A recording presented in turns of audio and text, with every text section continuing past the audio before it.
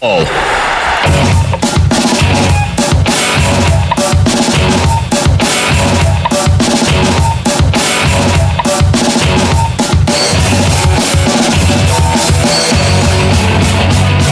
you're very welcome along. It's Tuesday morning. We've got a full house for you here. Shane's here. Shane, how are you? Good morning. How are things? Colin is here. Colin, good morning to you. Ger Shane, hello. If anybody wants to get in touch this morning, 0879 180 180 is the WhatsApp number, or you can always leave a comment at youtube.com/off the ball. Make sure you're subscribed, otherwise you won't be able to leave a comment. And plenty to get our teeth stuck into this morning.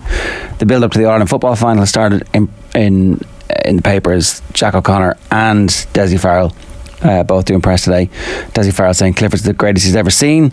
Jack O'Connor saying the lads haven't come back for the crack, which was the same line he used in the immediate aftermath of the semi-final. So only to be expected that everybody's saying they're an amazing team. We'll do well to keep the ball kicked out to them. 9 games. The Hurling Pod lads are asking, could Paul Connacht at 37 be GAA's first legendary coach rather than a manager? I'd say 37. I'd say him and O'Shea, when he stopped the 5 in a row and created all that space for a hat-trick in an All-Ireland final to stop the 5 in a row, that was that's the start of it.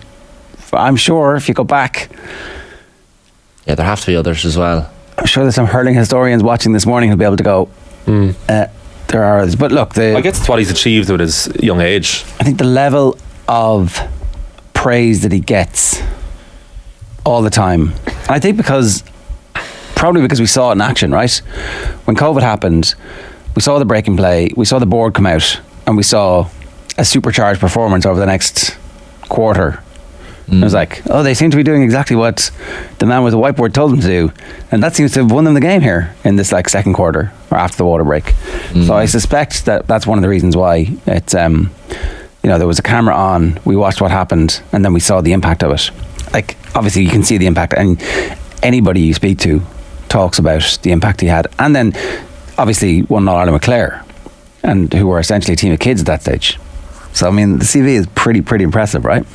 People in Kilkenny certainly last week would scream about Father Tommy Marr, the great legendary 7 All-Irelands in 18 seasons. So he's not the manager, no? He was a very much a coach, right? Hands-on coach, but he was the number 1. Yeah. So I don't know how we're differentiating here. Are we just talking about someone who's hands-on or someone who's number 2? I think the number 2 is the thing, is it?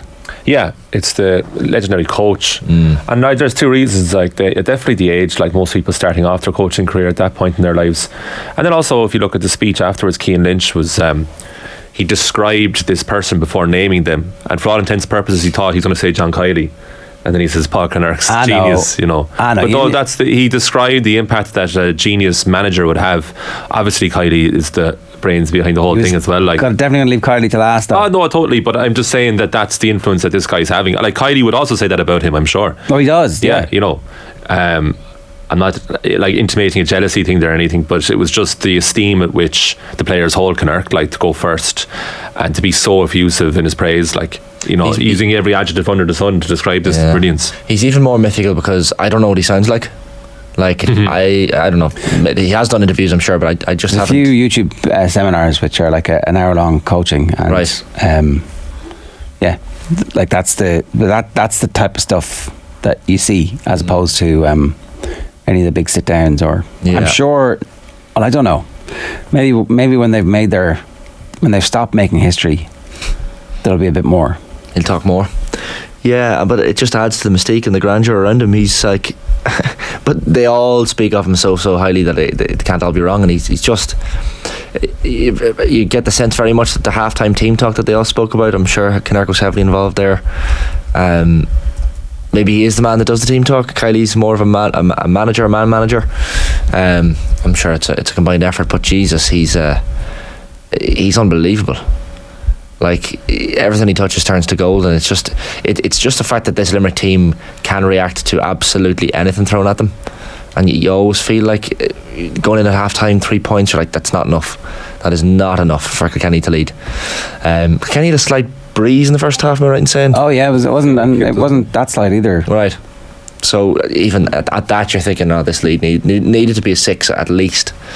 So that little Cian Lynch kind of mini period where they dragged them back into the game was all the more important. But just the performance was just It won't be an All-Ireland final. I don't know, will it be an All-Ireland final that we look back on? Oh, I think so. For years and years. Well, maybe, sorry, because of the four in a row, but I think because of the quality of the opposition, I think Kilkenny played really well. Yeah. Like, that's it's like the Kilkenny Tip rivalry was amazing. And I think it was only amazing in the end because Tipperary got them. And that was an all-time great team. A lot of people are saying it's the Clare rivalry that is the one that we're going to remember the most from this era. That Clare are the team who were putting it up to Limerick the most, but I don't think the story's fully written yet. If you'd said before the game that Kilkenny would score 2 goals and Limerick would score none, and yet Limerick would win by 9 points, you'd be like, that's Limerick. Like, yeah, they just don't need them. And hence the little fist pumps at 30 points, that mark between Kylie and Kinnerk, like, they're just they incredible. reached their KPI again. Yeah, you just got final in a row. Like, if they just ended on 29 points, you get the sense that there'd be a sense of disappointment, maybe a little tiny modicum of we didn't quite get to our level. But there were just so many leaders in that Kilkenny or Limerick team. And the chat, you'll have a lot of people watching this morning will have seen Aislinn's chat with Darragh O'Donovan and David Reedy yesterday at the homecoming. Darragh in very, very, very good form. I love the setting of that, just on a bench, on a park bench, just hanging out. It's amazing. What was Darragh's line at the end? We're going to go full Jack Grealish. Which, I mean, they're kind of a bunch of Jack Grealishes in their celebration. Yeah. Limerick, they wear it well. They kind of, the hat backwards seems to be unofficial clothing range of Limerick. I saw someone posting the way that the Limerick team's clothes have changed, the homecomings over the years. 2018 it was very formal, they all wore the same kind of navy stuff.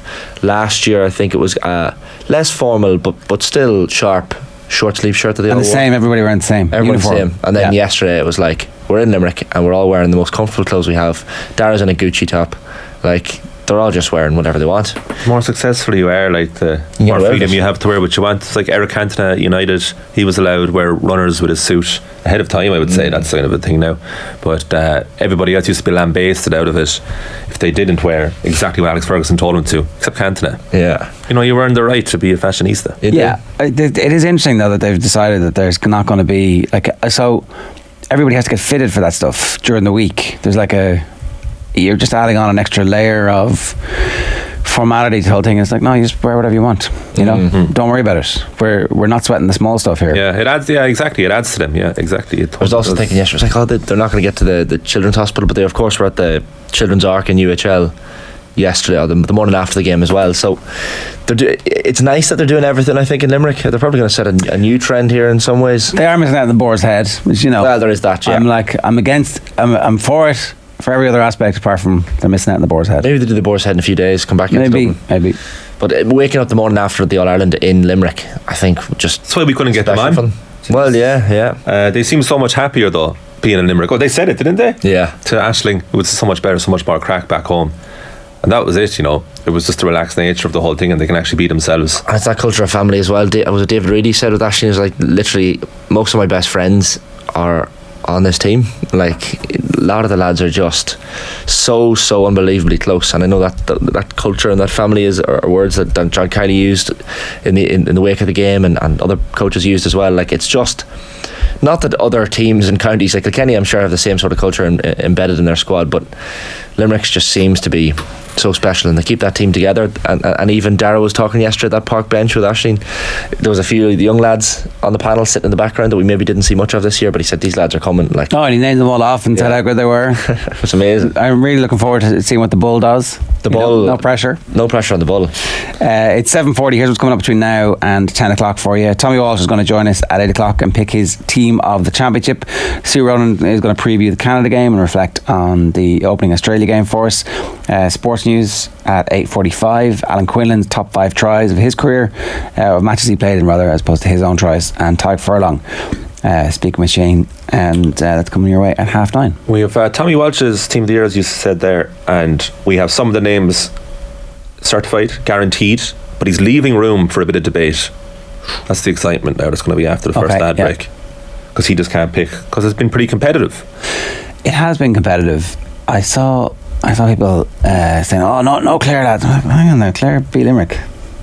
Yeah. Do we remember this? Yep. Do you remember actually Short memories. Yeah, and put them to the pin of their collar. Well, the Sunday game didn't pick Tony Kelly, which caused a little bit of controversy maybe in some quarters.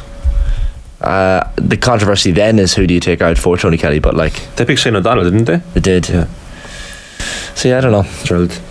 It's hard to leave Kelly out as well, really. It's ludicrous. Yeah. Well, we'll see. We'll see if Tommy does. Yeah, maybe. He knows a bit more about this than I do. Come here. I know we're going to go to Kathleen. They're imminently in Perth this time, the other side of Australia.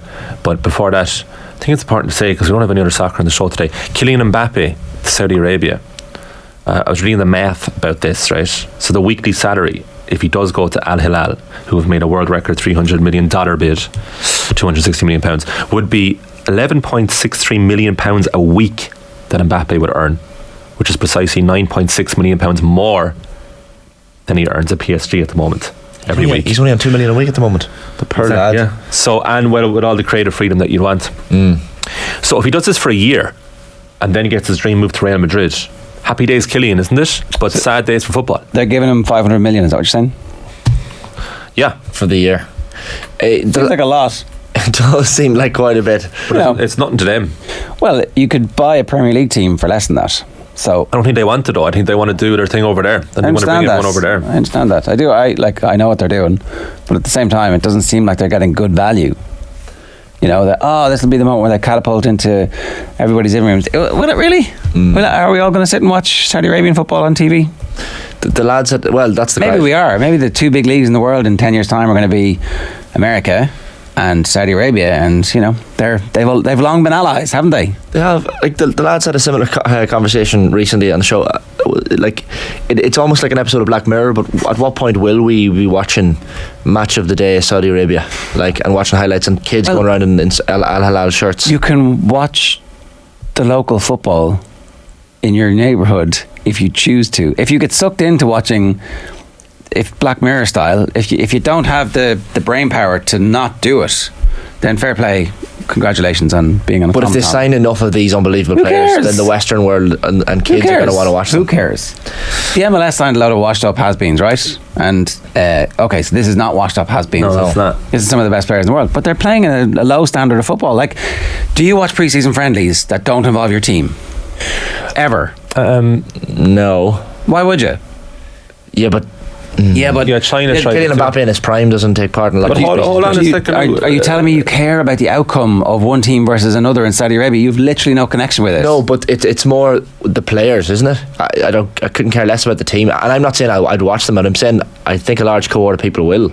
If Kylian Mbappé, Jordan Henderson, all these lads are heading off. Okay, who? Not to put Henderson in the same. Yeah, well, you're gonna come on. No, you don't have to watch it.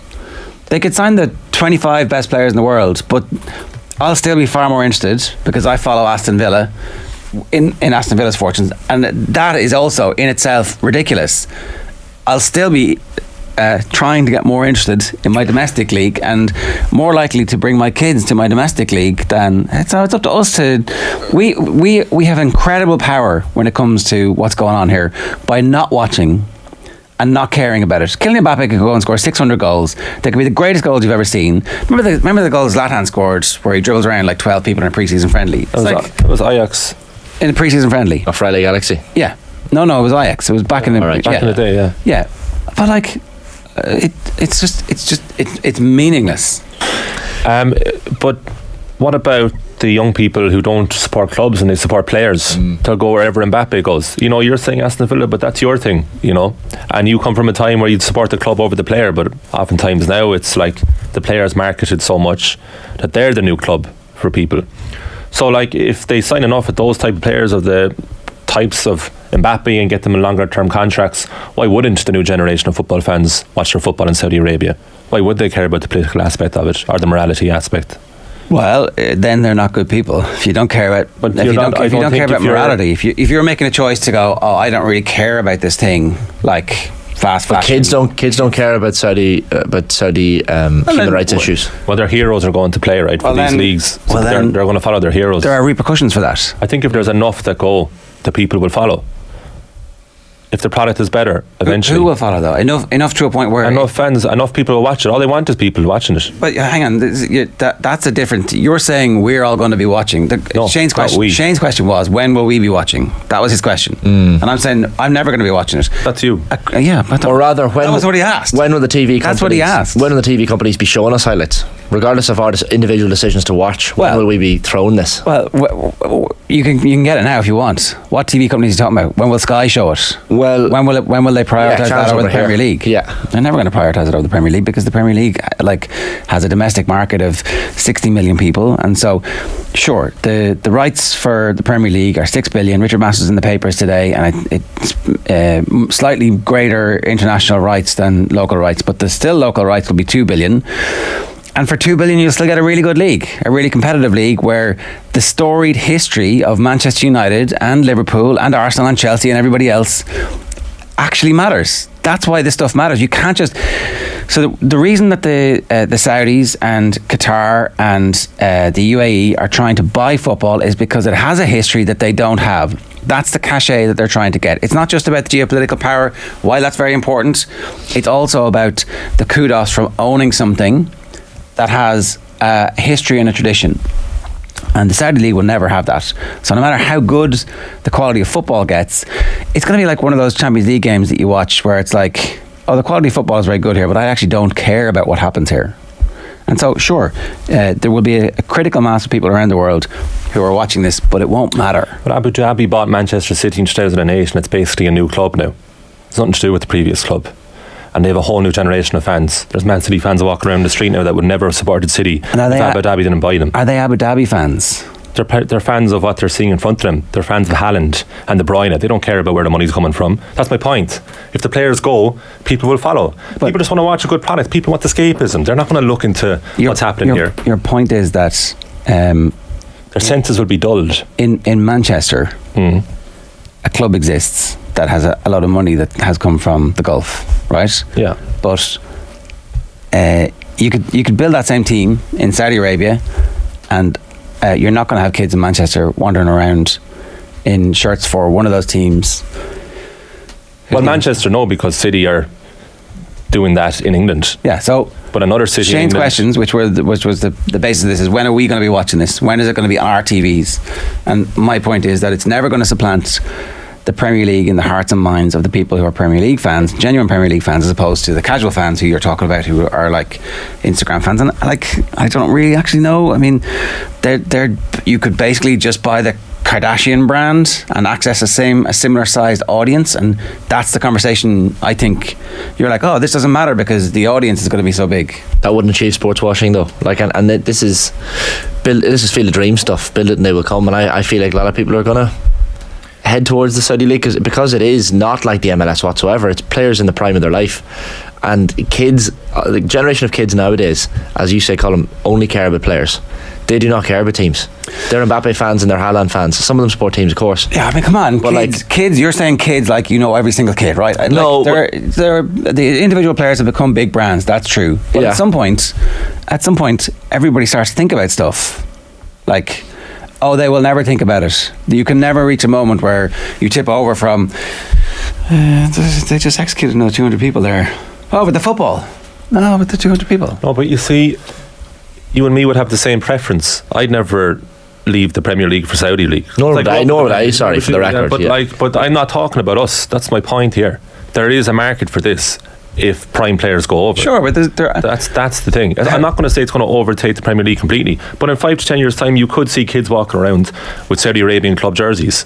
I'd be so unsurprised. I'd be so unsurprised at that. How many of them though, right? Because there's always going to be one or two. Yeah, right? Totally. Because we thought that was going to happen in China and it didn't, and MLS as well, and it hasn't really. It hasn't taken over the Premier League. This is probably the biggest threat to it. There's obviously way more money here than there is in either of those two leagues. Like in raw terms, the money that's being talked about by Mbappé, I just don't think they're getting good value for money. I think that Mbappé could go and be like, oh, this is well, we'll see. Well, the one thing, because it's only a 1-year contract, so he's going to leave after 12 months. So how much positive impact will that have for the league? I don't know. The only thing with Mbappé is that like he doesn't get challenged as it is enough with Paris Saint-Germain. He doesn't play in enough high quality games, Mbappé. The world doesn't really see him. Like, so many of those games in France, he's breezing through them. Even when they lose, whatever, like, even if they win the league, it's like grand, other than the PSG Ultras or whatever. They haven't done anything in the Champions League. We don't see him that often. We don't see the best of Mbappé. Let's go to Australia. Kathleen McNamee, good morning to you. How are you? Morning, guys. Doing good. How's the World Cup?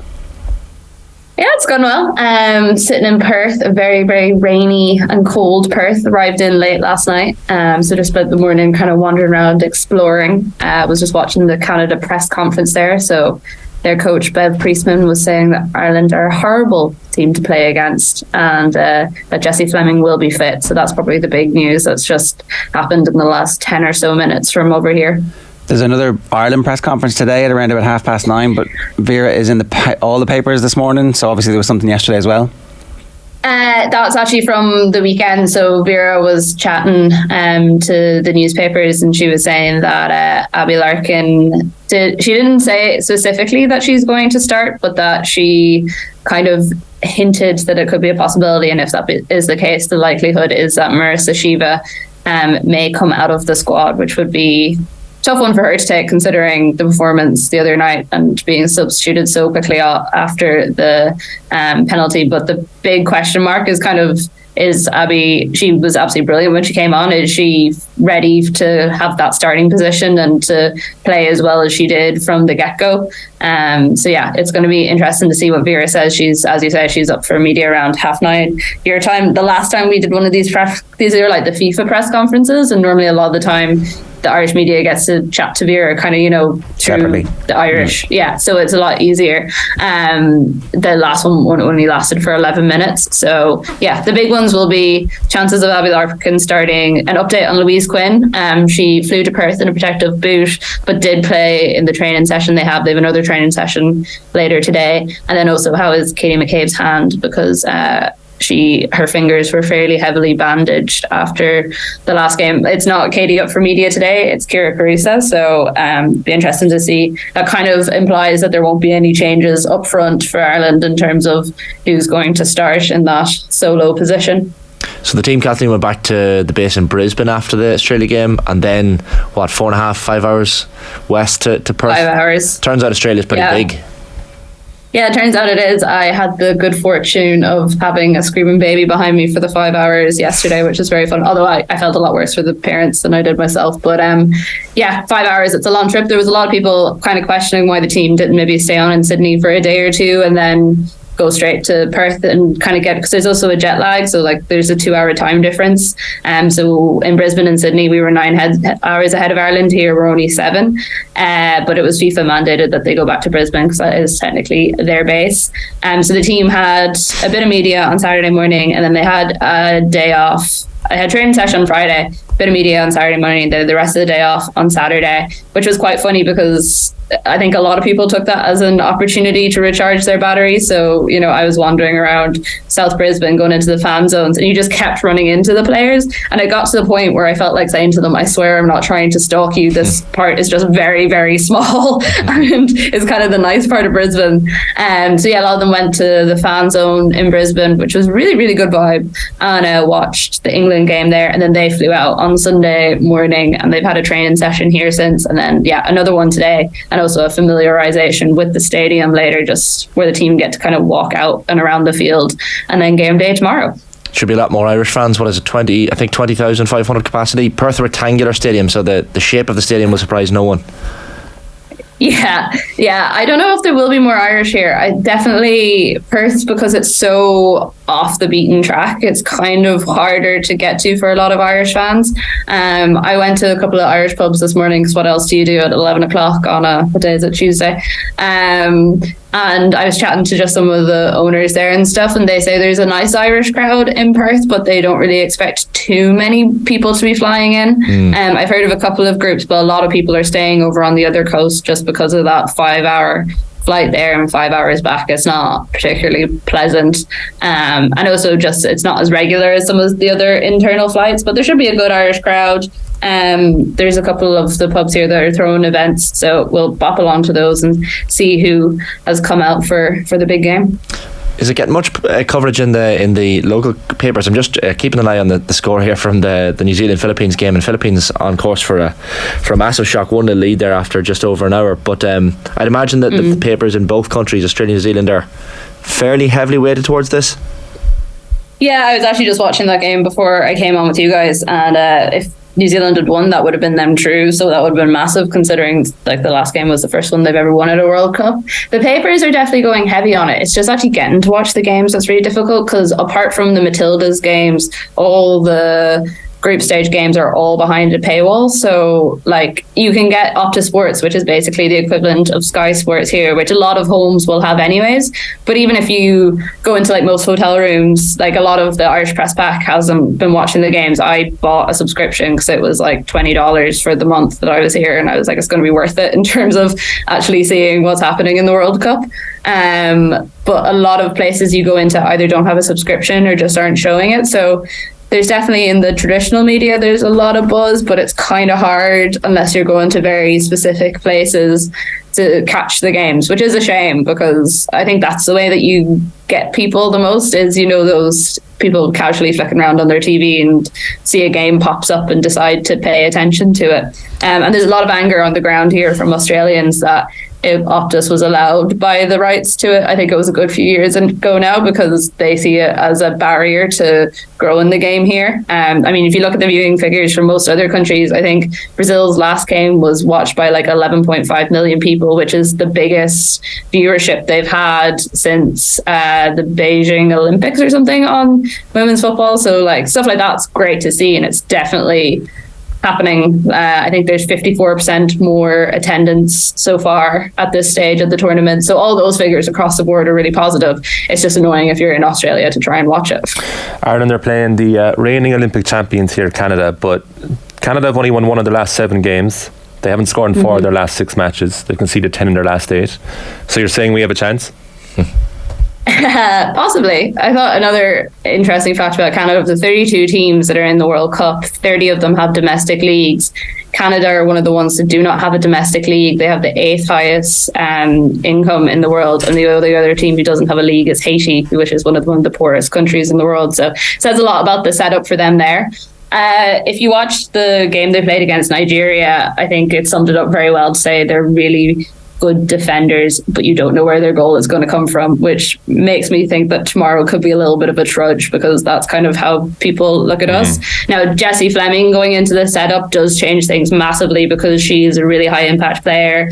There was massive worry on the Canadian side that she wasn't going to be available. Likelihood, from what I've seen in the Canadian papers and stuff, is that they think Christine Sinclair is going to be taken out, who missed that penalty. That's huge, isn't it? Yeah, it is, but also you have to remember what Christine Sinclair is like 40 odd, so like you probably don't expect her to play a full match anyways, whereas Jessie Fleming is competing at the highest level with Chelsea in the WSL. So that's going to be really interesting. And then, I mean, I half expected I was like 50-50 on whether there'd be any changes, and I thought the only change on the Irish side would probably be Abby Larkin or Lucy Quinn coming in to that kind of midfield role, and also providing a little bit of cover for Katie. So really interested to see what Vera says about that in a couple of hours' time. What kind of shape do Canada have? How do they match up against our shape? Actually very similar. That's the thing. The two teams set up pretty much the same way, or at least have in their last couple of games. They like to go heavy on the defence, and then like Fleming is really good at breaking behind the lines, so utilising her in the best way possible would be really important. They also have Ashley Lawrence, who is like one of the best players out there at the moment, and she has just signed for Chelsea, so we'll be seeing a lot more of her this season in the WSL. She was up for media today as well, and again I feel like herself and Bev Priestman were kind of egging Ireland on and putting us up a little bit. But yeah, tomorrow's crucial. I mean, we lose tomorrow, we're out of the tournament, so a result of some kind is absolutely essential. I think I probably felt a lot more optimistic coming out of the Australia game than I do now, having had like a couple of days. I really don't know where our goals are going to come from, unless it is a set piece or something, especially if Vera was like so reticent to use Amber Barrett on the night in Sydney. So yeah, the the team is going to be interesting tomorrow, especially I feel like after the first hour, if it looks like we're not going to score a goal, I just wonder, will Vera have the confidence to stick on someone like Amber? Perth, what's it like? It's a strange city. I've only had a proper chance to look around it this morning because I got in late last night. It's kind of hard to work out what its vibe is. Sydney was very, happening, central city. Brisbane's very chill. Whereas here, you definitely notice it's a little bit more rough around the edges than the other cities that I've been to so far. It's also been the worst weather since I've been here, so that could be adding to it a little bit. But you kind of go very quickly to slightly run down areas into like big bustling districts. So yeah, I'm curious to have a proper look around maybe a little bit today and then tomorrow morning as well to see if I can find some of the nice places. Good Irish pub called Dirty Nelly's who are showing all the World Cup games, so that has been my main recommendation so far. It's also a great name for a pub. Not bad. Can we expect Vera Powell will play Katie McCabe higher up the pitch? That seemed to be something coming out of the papers as well this morning, that she maybe feels a little less reluctant to do that.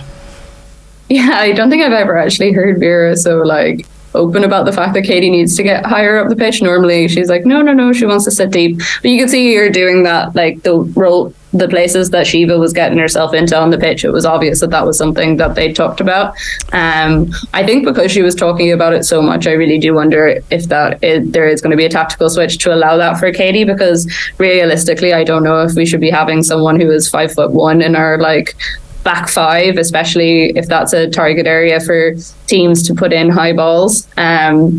So yeah, Katie getting higher up the pitch seems that Vera thinks that she was the only one likely to score, which again I have to question a little bit when you look at where a lot of our goals have come from recent times. We all know Katie playing higher up the pitch is a good thing, but we also need to make sure that we're not leaving ourselves open to things that happened with the penalty, where someone who isn't used to playing in defensive positions does something silly, and that's the decider in what was an incredibly close game. I don't feel as sick about this one, which is maybe a bonus, or else it's a sign of resignation. I haven't quite decided yet. No, it's hope. They're the same thing. Flip sides of the same coin. Good stuff, Kathleen. We'll let you go and get ready for the press conference. Cheers.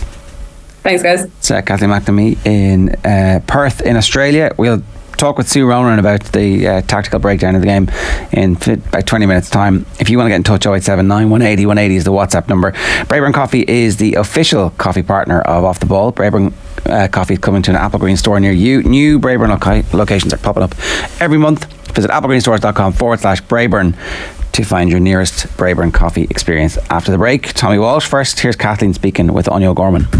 A couple of days after the game, had a bit of time to relax. What was it like sitting there watching everything happen?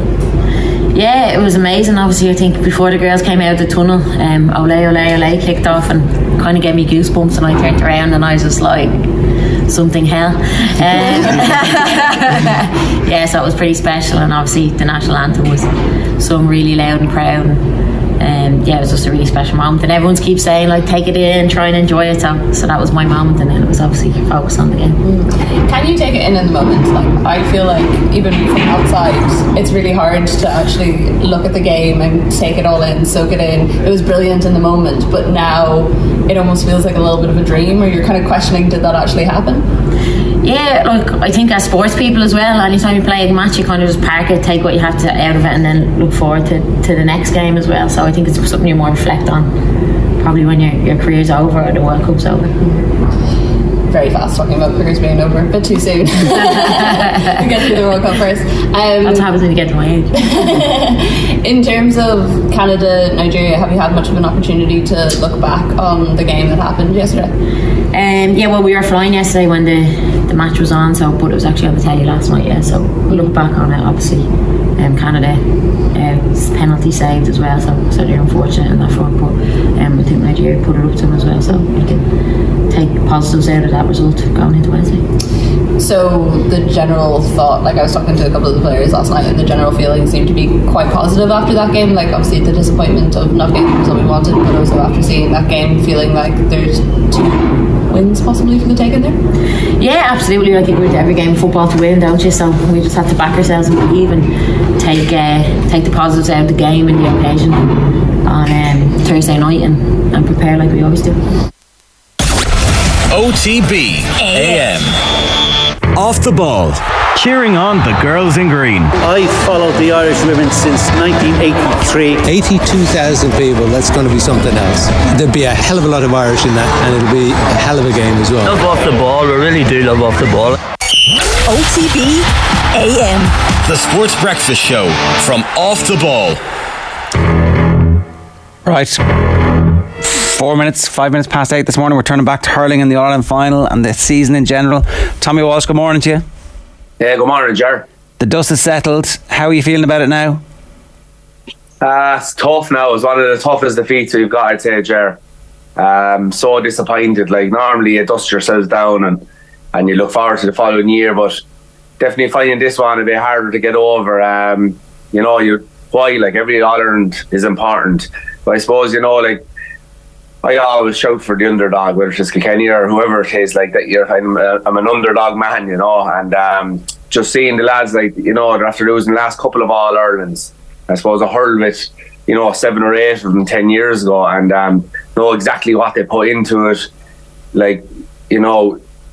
Talk about role models for your county or for young lads. I have young lads now growing up and training young lads, and they're the guys we want them to look up to, and you couldn't pick better role models. And that's from being in with them 10 years ago. And I know they've probably gone on to huge lengths since then. Like, the game has gone on so much from training 3 times a week, we'll say, and maybe throw in a gym session every maybe 10 days. Now, like, they're training 6-7 days a week. Like, a recovery session now is nearly 10 100-metre sprints. And so just seeing what they put into it and just seeing walking off the field after the disappointment of an All-Ireland loss there was heartbreaking enough, so.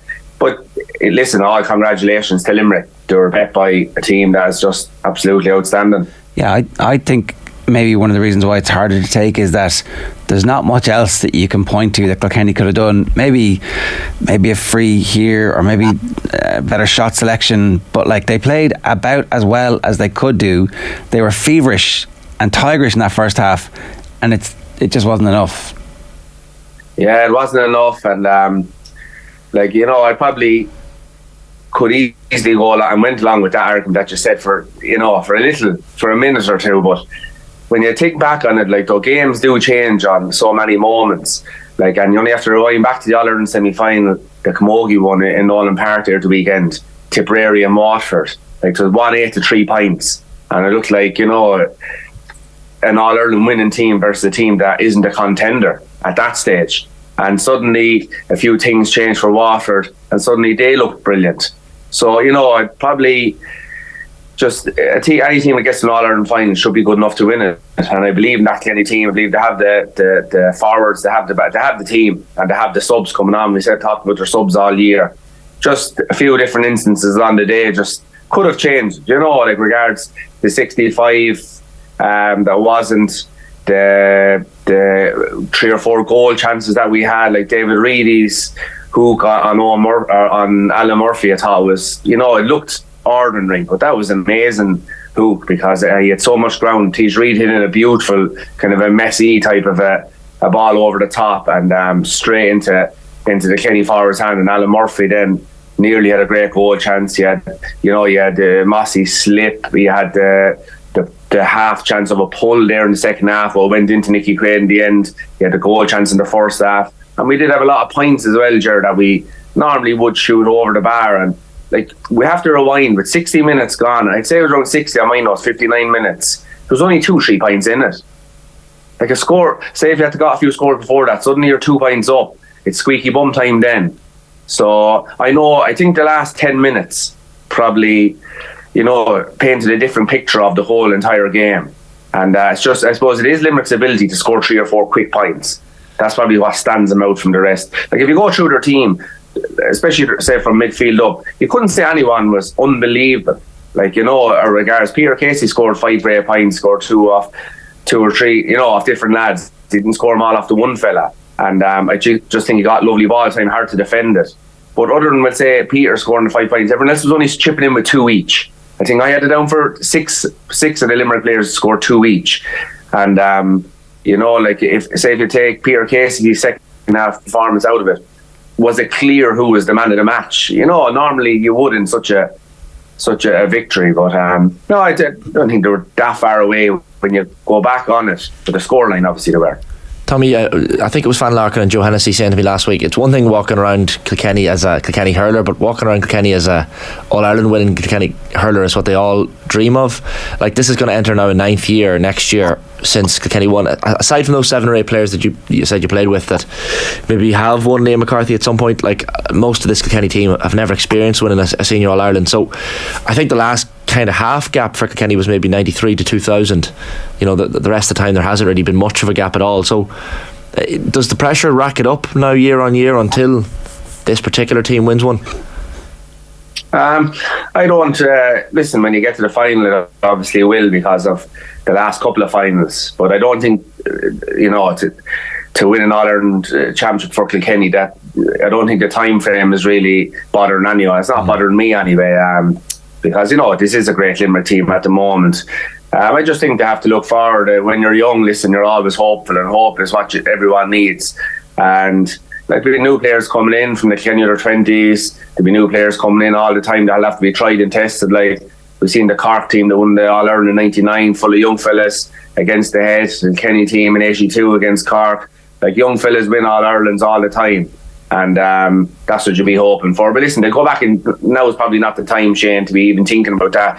It's too far away. What they'll be thinking about is now get back probably this week, probably a week or two off, back into the club action then. And it's amazing how January comes around quick and you forget it all and on you go again. Yeah, so you're actually, there is hope then for that team, that it's less to spare. Before we move on, I do want to just talk about Connacht, because the lads in the Hurling pod were asking, he's still only in his late 30s, mid 30s if you're nitpicking here. It's an incredible achievement to reach the point of this stage of his career where everybody now universally acknowledges him as one of the greatest coaches in the history of the game. Yeah, absolutely. Like if you think back, I suppose, just looking at interviews and listening to guys, and you were talking to a few of them, Joe Hennessy and Eddie Kerrin, that Shane the other day, like Father Tommy Marr, whilst we don't know the extent of the difference in his coaching, by their recollections of that time, it seemed to be something, similar, in that he started coaching players and analysing and showing them how to perform, and the skills and the acts of hurling. Then if you go on, just trying to think off the top of my head, like Eamon O'Shea for Tipperary was different. He brought that difference in movement, like that. When Eamon O'Shea came with that Tipperary team, like the belief and the traditionalists and everyone that was involved in hurling at the time was all about winning your own ball, and that if you kind of ran away from your man, you were kind of afraid of him.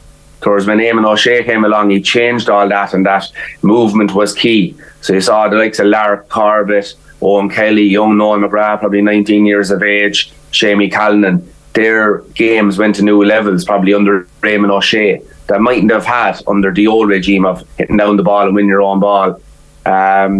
Cork, I don't know, was it Newtown Chandrum or it was, wasn't it Ben and Jerry's dad? Yeah, I think it was that time. Like, the running game again was not a thing, like it was kind of frowned upon, but like winning then makes everything right. And that Newtown Chandrum and Cork team after that had huge success with the running game. And it probably boils down to using the coaching methods that suit your team, maybe, and dogging it out really against the public and not being swayed, which leads us on to Connacht. Not sure if I left out anyone there along the way, but they were off top. So Connacht, amazing, man. Like, I was speaking to someone down around there last winter, and they said even away from coaching, this man is a bit of a genius. So I'm not sure how true that is, but you're listening, it probably is. Regardless, his success, like, he's had huge success with Clare under 21s, and I think even the minors that time, he had success with the minors, Munster, but I don't think they won the All-Ireland that year, and came back though, and then was so successful with that Clare under 21 team. Went on to the Clare senior team then and won with Davy Fitz back in 2013. Again, different methods again, you'd have to say. Went against Eddie, went with sweepers, but I'm nearly sure not All-Ireland then, they pushed up and nearly went the old traditional way, changed it totally up. And then fast forward on then to this current Limerick team, sure, his success is off the wall, but his humility, I suppose, and his ability to stay out of the limelight is very intriguing too. Like, you'd love to know that bit more about him, but it probably boils down a lot too, Shane, and Ger, he's a teacher by trade and profession. And like, if you go back through all the great managers, coaches in the GA and hurling, like, teachers have had a huge role. And I would say myself, like the skills and the tactics and all, that's one side of it. But just getting the players to believe, getting the players to buy into everything, like, that is huge, because you're dealing with so many different personalities. And as we've seen with that Limerick, they have huge personalities, but they're able to manage them, Canerca and Kylie. But these teachers, you see, they spend 4 years or 3 years up in St. Pat's or whatever, learning how to deal with different personalities as such. And it's probably a trade. Like, you go off to be a block layer, you do a trade for 4 years. Go off to be a carpenter, electrician, you do a trade for 4 years, learning the different the bits and nuggets. And I think teachers have a huge advantage in that they're learning how to deal with, we'll say, Ger Gilroy versus Shane versus Joe Malloy. You know, it's has to be huge. Because you're big personalities there, you take plenty of managing. I was wondering where you were going with that, Tommy. Come here, you picked a 15 for us for the season. So this is your All-Stars team. Yeah. Who are the certainties? Yeah, so the certainties, I'll skip through to the full backline. Two in the full backline that I had is Mikey Butler and Hugh Lawler. So Mikey Butler, right corner back number 2. I just think, again, he's second year on the Kenny team. He had such an outstanding year last year. Got Young Hurler of the Year, got All-Star. You wonder, like, is he going to have second year-itis? But he didn't. He still marked the best of the best. Was brilliant all through. Even in the All-Ireland final, he was super.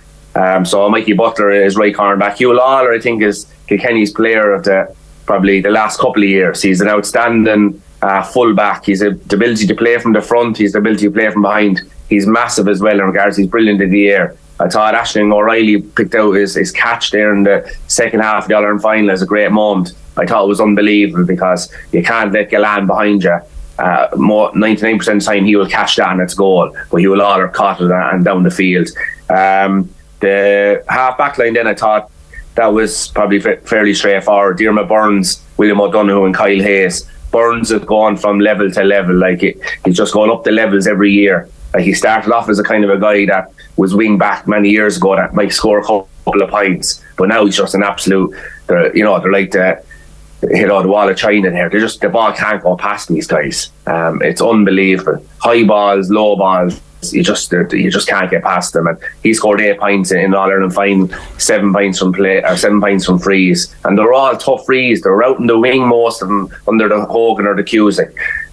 William O'Donoghue then centre back. William O'Donoghue is just an outstanding season. Even if he was midfield, he would have been picked midfield. I thought he was brilliant even up until the change over to centre back. He's the kind of enforcer for them. He loves being that mean machine, I suppose. He revels in it, really. And in fairness to him, he's very good at it. So just from playing myself, to have a player like that is kind of unselfish and doesn't probably look for the 4 or 5 points in play. It's unbelievable confidence for a wing back that you can go off and attack the ball, that you know there's a lad there that is thinking of the team all the time and will defend for you. The other wing back then is Kyle Hayes. He's probably up for Hurling of the Year as well. Kyle Hayes, centre forward last year, wing back this year. This man is unbelievable. And we'll always go back to that Munster final goal he scored down Park Weave. That was just off the charts. So Kyle Hayes, is a certainty there. Midfield, again, 2 more certainties are Darragh O'Donovan and David Fitzgerald. I thought David Fitzgerald had another outstanding season for Clare. His ability, and he gave Kyle Hayes enough of it any time they played him, and which is a fair mark and a fair testament to the player.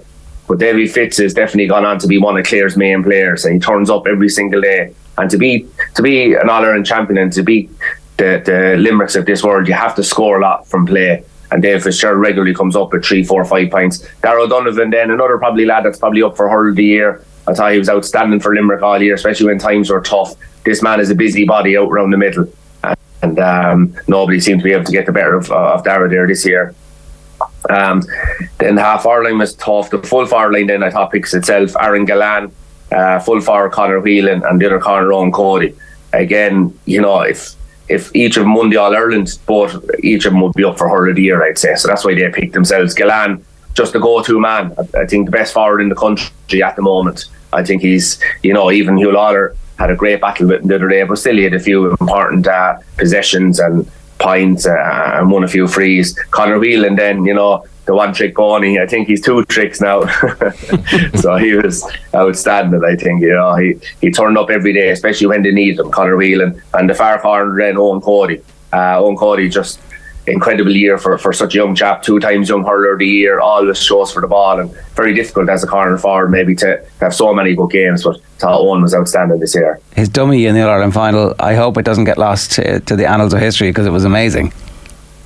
Yeah, I haven't been able to look back at the game now. I just remember it from being there alright, but yeah, no, outstanding Owen there. There's a few little dribbles there. I'd say that was part of that one there in the first half. Yeah, incredible. Right, so there's a doubt about the goalkeeper, left corner back and the half forward line. They're the only ones who weren't certainties for you.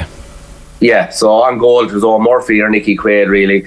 Ivor Quilligan had a great year as well for Clare, outstanding really. But the 2 lads, it was a straight shootout, I think, and I think puck outs, both of them are brilliant this year. I think saves, both of them are brilliant this year. But I suppose the save of the century in the All-Ireland semi-final was just the small one that really tipped the vote in Owen Murphy's favour. So Owen Murphy on the goal, but nothing between them. Okay. Right. Yeah. Go on. Sorry. Yeah, and the other left corner. Yeah. Then was another shootout between 2 Limerick lads. I thought Barry Nash and Dan Morrissey. I thought Dan Morrissey was he's always Mr. Fix it. He can play full back, centre back, wing back, just anywhere where they need him. He has always played. But full back is probably the hardest position in the field, and he's played there for the last couple of years. But I suppose what helps is that Limerick defend as a team as opposed to individual. So he was absolutely outstanding. The other corner, so who I will pick though, is Barry Nash. Right. Yeah, Barry. Oh, have we lost Tommy there? The line appears to have gone. Yeah, we'll get him back. So it's Barry Nash he's gone for in the end. We get the rationale behind that, I think. As a distributor of the ball, as somebody who was trusted by Limerick for the short puck outs when they needed them, someone who always showed for it, as somebody who has transformed into a cornerback. Barry Nash he's put together quite the career. Yeah, he's amazing. I think Sarah had opted for Dan Morrissey as a dark horse for Hurler of the Year. Right. Like saying he was definitely a late bolter with his performances towards the latter end. So that's a tough one. Like leaving Dan Morrissey out is tough. Yeah, look, it's going to be it is going to be tough. It'll be interesting to see if the All-Star selectors skew more Limerick than Kilkenny on the back of the final tending to count double or treble. Yeah, why is that as well? Because it's the All-Ireland final. So you've gone for Barry Nash there, Tommy. You're back. Yeah, so Barry Nash then in the corner. I just think he's just an all-star. I think he's a guy you nearly have to mark every day you go out. He's a guy that's always attacking from the corner back. It's rare that you would see that, and he has to be marked. I thought he was in every game he turned up. He was either an 8 or a 9 all season. So Barry Nash corner back. I thought in the half back line then I just thought an honourable mention, Diarmuid Ryan and John Conlon. I thought they were unfortunate missed out. They just missed out because the other 3 Limerick lads were just off the charts. So Diarmuid Ryan had a brilliant year, so did John Conlon. The half forward line then is the next one, and this was a tough one now, really, to be honest. But I went for Tony Kelly wing forward, TJ Reid centre, and Tom Morrissey the other wing. Tom Morrissey gets it on the basis of, I thought when Limerick were under pressure all year, Tom Morrissey was the one man that showed up time after time after time. Remember the All-Ireland Championship? Well, it starts with the league all year, then you go into the Munster round robin, then you have a Munster final, All-Ireland semi-final. So we can't just base it on maybe being outstanding in the final or that. So I thought Tom Morrissey just all year was just a go-to man. When everyone else was dipping in form, Tom Morrissey was there, and you could depend on him, and you could see the embrace maybe John Kiley had with Tom after the game. He knew how important that man was. All-Ireland finals aren't just won on the day, they're won in a couple of months beforehand, and Tom was crucial. Centre forward in TJ Reid. Listen, TJ at 35, 36 years of age, what he's doing is amazing really in the modern game, and he's not just standing up there in the full forward line trying to win ball. He's all over the field, and his catch, I thought in the All-Ireland final, his pass even into for the goal chance near the end just summed them up. He stays going till the very end, and we take free takers for granted. How many teams have lost games through vital frees. TJ rarely misses a free. He's kind of an 8, 9 out of 10 free taker all day long. In the old days, it used to be if you were a 7 7 out of 10 free taker, you were a brilliant free taker. Now it's gone up, the standard has gone up, and it's mainly down to fellas like himself and Horgan. He's the all-time hurler scorer, all-time scorer, hurling scorer of the year, of the century, so fair play to him. The other wing forward in is Tony Kelly. So this is between himself and Shane O'Donnell. Now, listen, I saw Shane O'Donnell was picked on the Sunday game, and there was only, such small things changed it for me, but I just look back at the scoring of Tony Kelly during the year. Like, he scored 4 points against Limerick in the round robin. He scored 2-4 versus Cork. He scored 13 points, 4 from play against Waterford. He scored 6 points against Limerick in the Munster final, 4 from play. He scored 3-4 from play against Dublin. He scored 1 or 2 points against Kilkenny, but he wasn't he wasn't too bad against Kilkenny. Like, he was on a bit of ball. You just don't have to score to be have an outstanding game. And how could you leave a lad off with that scoring? So Tony Kelly gets number 10, just slightly ahead of Shane O'Donnell. Shane O'Donnell was outstanding. And sorry, hurler of the year then, who have you got? Hurler of the year is, I didn't really even have to think about this, Gillan. Right. Yeah, I know Kyle Hayes was picked in some quarters there, but like Gillan all season was just brilliant. You couldn't mark him. He was unmarkable going back as far as the league. And this is a guy that didn't know at the start of the league, was he going to be back on the panel or not? By God, when he came back in style. Like, he plays from the front, he plays from behind. You just can't mark him really at the moment.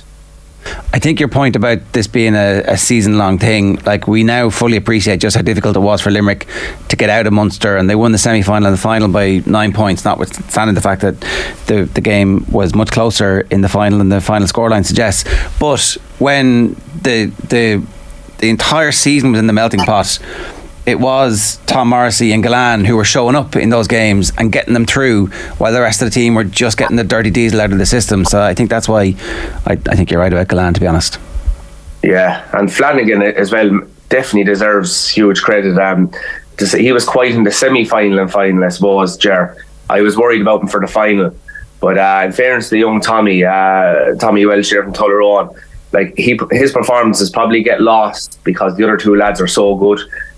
Mikey Butler and Hugh Lawler. Tommy, I thought, if the other two lads weren't so good, he'd be an all-star. I thought he had an incredible season, and he was on Flanagan, like, kept him quiet for the majority of that game. Like, Flanagan was brilliant in that Munster Championship. Yeah, like, he was, along with Gillan, they're like the Twin Towers up there. Tommy, we got to go. I'll let you go. Thanks a million. That was great. Cheers. Yeah. Bye. Thank you. Bye. Tommy Walsh there giving us his team of the year and his hurler of the year, Aaron Gillan, and we'll stick that team up on Twitter, and you can have at it if you want. Right, here is Aisling O'Reilly at the Limerick Homecoming last night, chatting with some young fans. We're back with Sue Ronan next. This is unbelievable scenes here in Limerick. Limerick are the champions. Yeah. What do you make of this Limerick team? They're more than a team, they're a family. This Limerick team is the best team ever to ever play hurling. And why do you think that they're a family? Because they're so good together, and they have so much communication over the ball. And do you learn from that? Because you were telling me that you all play as well. Yeah, I watch it and it helps me improve. And what club are you from? St. Patrick's. Are you all from St. Patrick's? Yeah. Munger St. Paul's. Very good. Munger St. Paul's. So you have a certain player from your club. Who's that? Garrod Hegarty. Yeah. Have you ever met Garrod? Yeah. And what is he like? He's a nice man. He sounds good. What boy? Has he ever took a training session? Yeah. Once for like a half an hour. Sure. Yeah. What was that like? It was very good. It helped me improve a lot. And what do you like about Garrod? He's just a very good player. Yeah. He's a leader and he carries the team. And do all of you dream of playing for Limerick one day? Yeah. No, I don't. I wish I could play with Trinity United with that Sean Casey fella. Right, okay. Soccer fans getting a look in as well. Okay. Yeah, they're in a sweet spot at the moment, Limerick, and let's wait and see what happens. But yeah, they're pretty good. 0879 180 180 is the WhatsApp number if you want to get in touch with us this morning. You can leave a comment, youtube.com/off the ball. You can watch us live every morning. Of course, you can listen to us as a radio show on OTB Sports Radio. Just tell your smart speaker to play OTB Sports Radio and we are with you. Now, let's talk about Ireland. Obviously, it's a massive game against Canada. The way the results have gone so far, it would suggest that this is going to be a tight game and that we're staring down the barrel of two very tight games. Sue Ronan is with us. Sue, good morning to you. How are you? Morning, guys. How are we keeping? The 0-0 draw between Canada and Nigeria last night, not last night, earlier in the week. What does that suggest about the game that we're going to see tomorrow, and even the game that we're going to see against Nigeria at the end? Well, it shows, I think, what we knew all along, that the group is going to be very, very tight. I think I said it from the very beginning. I did fancy us to come out, but I still fancy us to potentially come out of the group. But I think we knew there was going to be very, very tight results amongst the 4 teams, and that's been the case so far. Canada seem to have had a slow start, but Nigeria, we can't forget, they're a very, very good team. We mentioned it. They've qualified from the CAF Confederation for, I think, almost every World Cup. They're very experienced. They're very fit. They're very physical. Canada, obviously Olympic champions, are also a very good team. So, yeah, they had a chance to win the game. They missed a penalty. Sinclair, who you'd normally put your house on to score, I think she scored nearly 150 goals for her country. Christine Sinclair, she missed it. It was actually quite a weak penalty, I think. But yeah, I think it's going to be another tight game for us tomorrow, and I think we're still well in this group. And I suppose that draw has really brought us back into it following our defeat in the opening game. The breaking news this morning is that the Philippines have beaten New Zealand 1-0. So obviously New Zealand got the tournament off to a flyer when they beat Norway by 1-0, and now they've lost. So we are seeing topsy-turvy results. We are seeing teams who we thought would be pushovers, like Haiti, for example, put it up to England over the course of the 90 minutes in that one. So no one's taken anything for granted.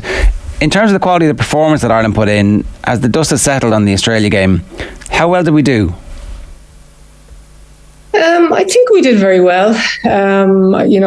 We started off, we were in a compact low block, which we knew we would be early on. We wanted to frustrate Australia. We knew they were going to have much more possession than us. We knew where their danger areas were, which were down the flanks. I mean, it was a real blessing in disguise for us that Sam Kerr was injured, and obviously you don't want to wish anyone an injury, but of course that was a bit of good luck for us, as she wasn't playing, one of the top strikers in the world. So that was one less danger to worry about. So I think their biggest threat came from the wingers. Their 2 wingers are very good. Vine, I think, was on the left, and Rasso on the right, and the fullback supporting them, trying to create overloads or trying to create 1v1s. And I think apart from a couple of, maybe a couple of dodgy moments early in the game, I think we were quite comfortable. We frustrated them. They were restricted to shots from distance. I don't think Courtney Brosnan had a shot to save in the first half. And then unfortunately we were looking to try and, I suppose, nick a goal on the break. I think we didn't get forward in numbers enough in that first half. Anytime we did manage to get the ball forward, Caruso was isolated, or Shiva was isolated, or a couple of times you saw McCabe making runs forward, and just wasn't working out for us. And then unfortunately you have the silly penalty in the second half, and then all of a sudden you're chasing the game, and you have to really look at now, well, what can we do to get back into this game? And I think Australia's backs were up for a few minutes, obviously, after they scored. But I think after that, then the last 20 minutes, we sort of owned the game. And you wonder then, could we have got at them maybe a little bit earlier? I think the subs made a huge difference. I think Abby Larkin was tremendous when she came on, and she was fearless, as you'd expect from a young one, but she's got such an amount of skill as well. And we created 2 or 3 really good chances on another day we could have scored. So, I think we did well. I think the fact that everyone was disappointed that we didn't get something from the game shows that we did well. And Australia are a very good team. They're not one of the top 5 or 6 in the world that we mentioned before, but they're still very, very good and very experienced, and have been at every World Cup or most World Cups to date, where obviously this is our first. Would you expect Abby Larkin to start tomorrow, Sue, given, I guess, well, certainly the papers seem to be hinting it's on the cards, but obviously I guess for an 18-year-old from the start in a World Cup game is a little bit more daunting, I guess, than coming off the bench? Yeah, I don't think Vera will start her, to be honest. I'd like to see her start, but I don't think Vera will start her. I think maybe she'll spring her from the bench again if we need her, or maybe whether, at some point to change it up or to put on fresh legs.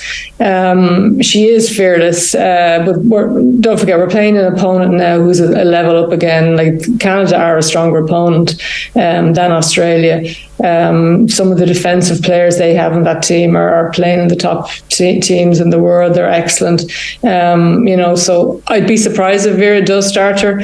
If she changes it up much, we all know she tends to go with the same players and the same shape.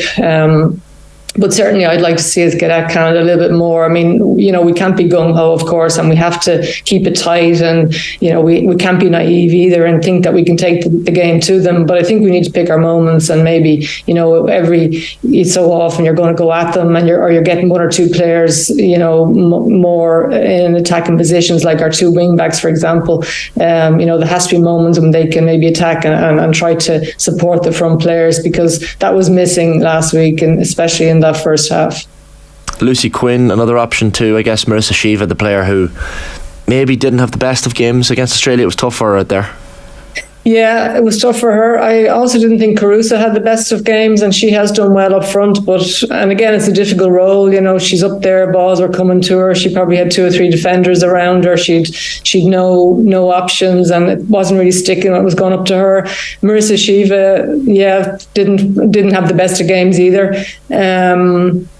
There was 1 or 2. Well, we did play well in general, and some of the players really were that 9 out of 10 or 10 out of 10 as you need. There was 1 or 2 who you'd expect maybe to be the 9s out of 10 that were probably only maybe about 7 or 8, so they can maybe give a little bit more as well. I think we can certainly get more out of Katie. I thought Denise was all over the pitch, but her passing wasn't as sharp as normal. Whether she was still carrying the effects of the injury or what, I don't know. But at times she was caught in possession, and you very, very seldom see Denise caught in possession. So I certainly think 1 or 2 of the more experienced players can probably even go up another level. I thought Niamh Fahey was tremendous. I thought the back 3 centre halves were excellent. I thought Farrelly, when she was on the pitch, was very good also. Heather Payne did well too. So yeah, I think, I definitely think there's more in us, and I think there's an opportunity to get something from this game tomorrow. The back 3 and their lack of pace is something that Vera has spoken about why she wants to stick with the back 3 for now. And it's very pragmatic, and it's very honest in her assessment. You could say stereotypically Dutch if we were to indulge ourselves in a bit of profiling. Sometimes they're very blunt when they talk about football in Holland. It's their culture. Ours is like a little bit, maybe we have certain strengths they're like, nah, we're just not fast enough. And she might be right. Perhaps, yeah. No, look, perhaps she is, and you do, when you're up against very fast and attacking players, you do have to have speed. But I think maybe if we do lack speed there, I think we've got great experience. You look at Niamh Fahey and the way she reads the game. I mean, she's been around the block. She might not have been at a World Cup or European Championships, but she's very, very good at reading the game. Likewise, Louise Quinn, again, mightn't be blessed with lots of pace, but is very strong, can read what's going on, can cover where it needs to cover, can maybe get in ahead of her attacker to win that ball. And then Megan then provides a bit of sweeping up, I guess. Personally, I'd like to see Megan in midfield. I really would. I think that would release Denise a little bit, maybe into a little bit more of an attacking role. She could sort of do that number 6 role. She could sort of sweep in front of the back, whether it's a back 5 or back 4 or whatever, but I'd certainly prefer to see her a little bit further up the pitch. But yeah, it is a back 5, very much a back 5, but I think in this game, we can turn it into a back 4 at any given moment and get one of those wing backs in a forward position, because both of them are well capable of getting up the pitch and indeed getting back if need be. So I think that's something that I'd certainly like to see. Jessie Fleming, that we've mentioned this morning, Sue, like a lot of the creativity from Canada, by all accounts, seems to come through her. How is she best nullified? Is it Katie McCabe? I guess they're familiar with each other as rivals with Arsenal and Chelsea. Yeah. So is that a job for Katie? She's a very good player, Jessie Fleming, and she didn't play the other day, I think, against Nigeria. She's excellent, and she's had an excellent couple of seasons with Chelsea. She tends to play on that right side, all right, so you're probably looking at maybe Katie getting into another battle again, and no better player to do that. So, yeah, look, I mean, we're just going to have to try to nullify her influence on the game, because she can be a big influence for Canada when she's on form, as she is for Chelsea. We're certainly not going to go man-to-man or woman-to-woman, so to speak, in a game. But obviously, you just have to be wary and try to nullify that threat that she has, or that creativity, because she definitely can make Canada tick. They're not as quick maybe on the counter-attack. Some people suggest Canada as Australia perhaps were, but they still have attacking threats. I guess the Irish wing-backs were pinned in a lot against the Australians and didn't have much room. You'd hope that maybe that'll be slightly different, given the Canadians are a bit more laboured.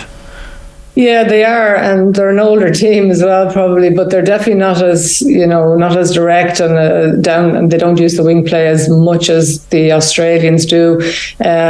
So, from our point of view, I'd like to see our wing backs impose ourselves on it and give them something to think about. And as you say, don't get pinned in so much for all of the game. Of course, there's going to be times when they're going to have to be deep, but I think let's give Canada something to think about, and let's take the game to them at moments. Choose our moments. We can't do it, of course, for 90 minutes, and we'd be silly to try, because they are a very, very good team. But I definitely think there's a result in this one for us tomorrow. There has to be, or we're going home effectively. We have to get something. We definitely can't lose the game. Even a draw will keep us in it, but we definitely can't afford to lose this game. There is a world in which we do 2-0 draws in our next two games and assume that Australia beats the other teams by 2 goals and we go through without having scored. That was Gavin Comiskey was pointing that out today. It could be vaguely similar to Italia 90. We'd probably take it at this stage, but I think we can be a bit more ambitious, can't we? Like, there's no reason to fear anything that's left in the tournament from what we've seen so far. Yeah, no, I agree. And when you look at some of the performances we put in against better teams in the last year, it shows that we have it in our locker to do it. I mean, look at the 2 games against USA.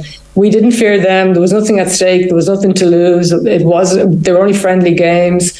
But we were so good in those games, especially that first game. Like, we totally outplayed them in the first half. And again, we've talked about it on this program. Because they're really a top team, they found a way to win. I think in the first game, wasn't it a speculative cross or something from one of the wings came in and eluded Courtney Brosnan, and then there was a penalty as well. So, and we actually scored a goal. We were unlucky that was disallowed. So the performance we put in against them, the performance we put in against Australia at home in the friendly, against Sweden away when we took the game to them, against Norway or Finland away when we had to win or wanted to win to put our marker down in the qualifying group, just shows that we actually can play, when we want to. So that's why I'm saying, let's look and try to do that. Or I'd love to see us try to do that for periods in the game. Let's give the Canadians something to worry about, and the Nigerians also, because we really have some good players and some good footballers, who can create and can show the best of themselves if that's the style of play that we're going to use. You'd hope that's the legacy of the tournament, that actually they take incredible confidence about the fact that they're mixing it in a World Cup, top 32 teams in the world, and they don't look in any way out of place. No, they don't. And you mentioned at the beginning there, I think, they've probably lost now. New Zealand were 1-0 down to the Philippines, and there's been some really tight results. Like Haiti really put it up to England. They were very, very lucky to get out of that game with the win. Twice taken penalty they needed. France couldn't beat... who were France playing? I can't remember now. They couldn't. Pardon me? Jamaica, that's right, yeah, and you had Bunny Shaw up front who caused them huge amount of trouble, and there's been some games, some matches like that have been really, really close, and the top teams have found it difficult to get the breakthrough or to win. So the gap is definitely closing. And I know we often talk about rankings and teams ranked 50, there are teams ranked 20. The team ranked 50 might be there by virtue of not having played games, but in actual fact, they're probably better than their actual ranking in their own confederation. So the gap is definitely closing. We don't look a bit out of place. Let's hope now the legacy really is the start, that we now know how to qualify for major tournaments. We've got over that hump, and that we can continue to do so in the coming years. That's the thing as well, Sue. Like we don't really have much to fear. We don't have a lot to fear against the Canadians. They are Olympic champions by rights. But as Colin was saying earlier, like some of the stats are in Canada wouldn't fill you full of fear. So they haven't scored more than once against the European team in the last 13 games or meetings. They've only won one of their last 6. That was a game against Brazil in February. So, I mean, there are causes for optimism here, you'd imagine, for Ireland. No, absolutely. And Canada are definitely a team you can get at. Of course, they're one of the top teams. They're still not in that league, the USA, the Germany, the France, as I call them, that, you know, they will find ways to win. Japan now, I've mentioned I fancy Japan all along. They've been very impressive in their win. They dispatched Zambia really, really well. They scored 5 goals. So they're not in that league. Of course, they're a very good team. They've qualified for lots of World Cups, but we can certainly get at them. I remember when I was coach, we played Canada in the Cyprus Cup, going back, 2015, 2016, and they were similarly, you know, a top team then, and we were even less ranked and probably very few professional players in the squad at the time. And it was one of the playoff games for maybe 7th or 8th or 5th and 6th, actually, I think it was, in the tournament. We came so close to beating them because we had no fear of them. And it took their manager at the time, with Megan Campbell taking her long throws, it took her the manager at the time to try and block her in his dugout, in his technical area when she was taking the throw-ins, because we were really hurting them so much. And we took the lead in that game, actually, and we unluckily lost 2-1, but we hadn't got any fear, you know. So I really feel we don't have fear against the Canadians, that we can get a result out of them.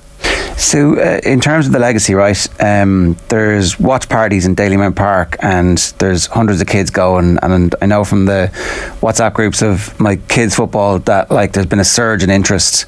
You'd hope that we've learned some lessons from 40 years ago, 30 years ago, when we qualified for Italia 90, and there was literally no legacy. There was no improvement in facilities. The surge of numbers, like, it's definitely the bit where the playing numbers surged, but we didn't quite cement that with an upswing in domestic fortunes. It feels a little bit like we're at least thinking about how to maximise an improvement in returns from the government and from facilities at the moment. What's your sense about somebody who kind of understands this whole thing and has seen firsthand for the last while how difficult it has been to get the game going? What do you hope is coming next? How well do you think we're doing or are prepared for it? Well, you can see the surge there already with these watch parties and everything on social media, and just the following the team has now, and the fact that clubs are saying that they're inundated now, girls wanting to join.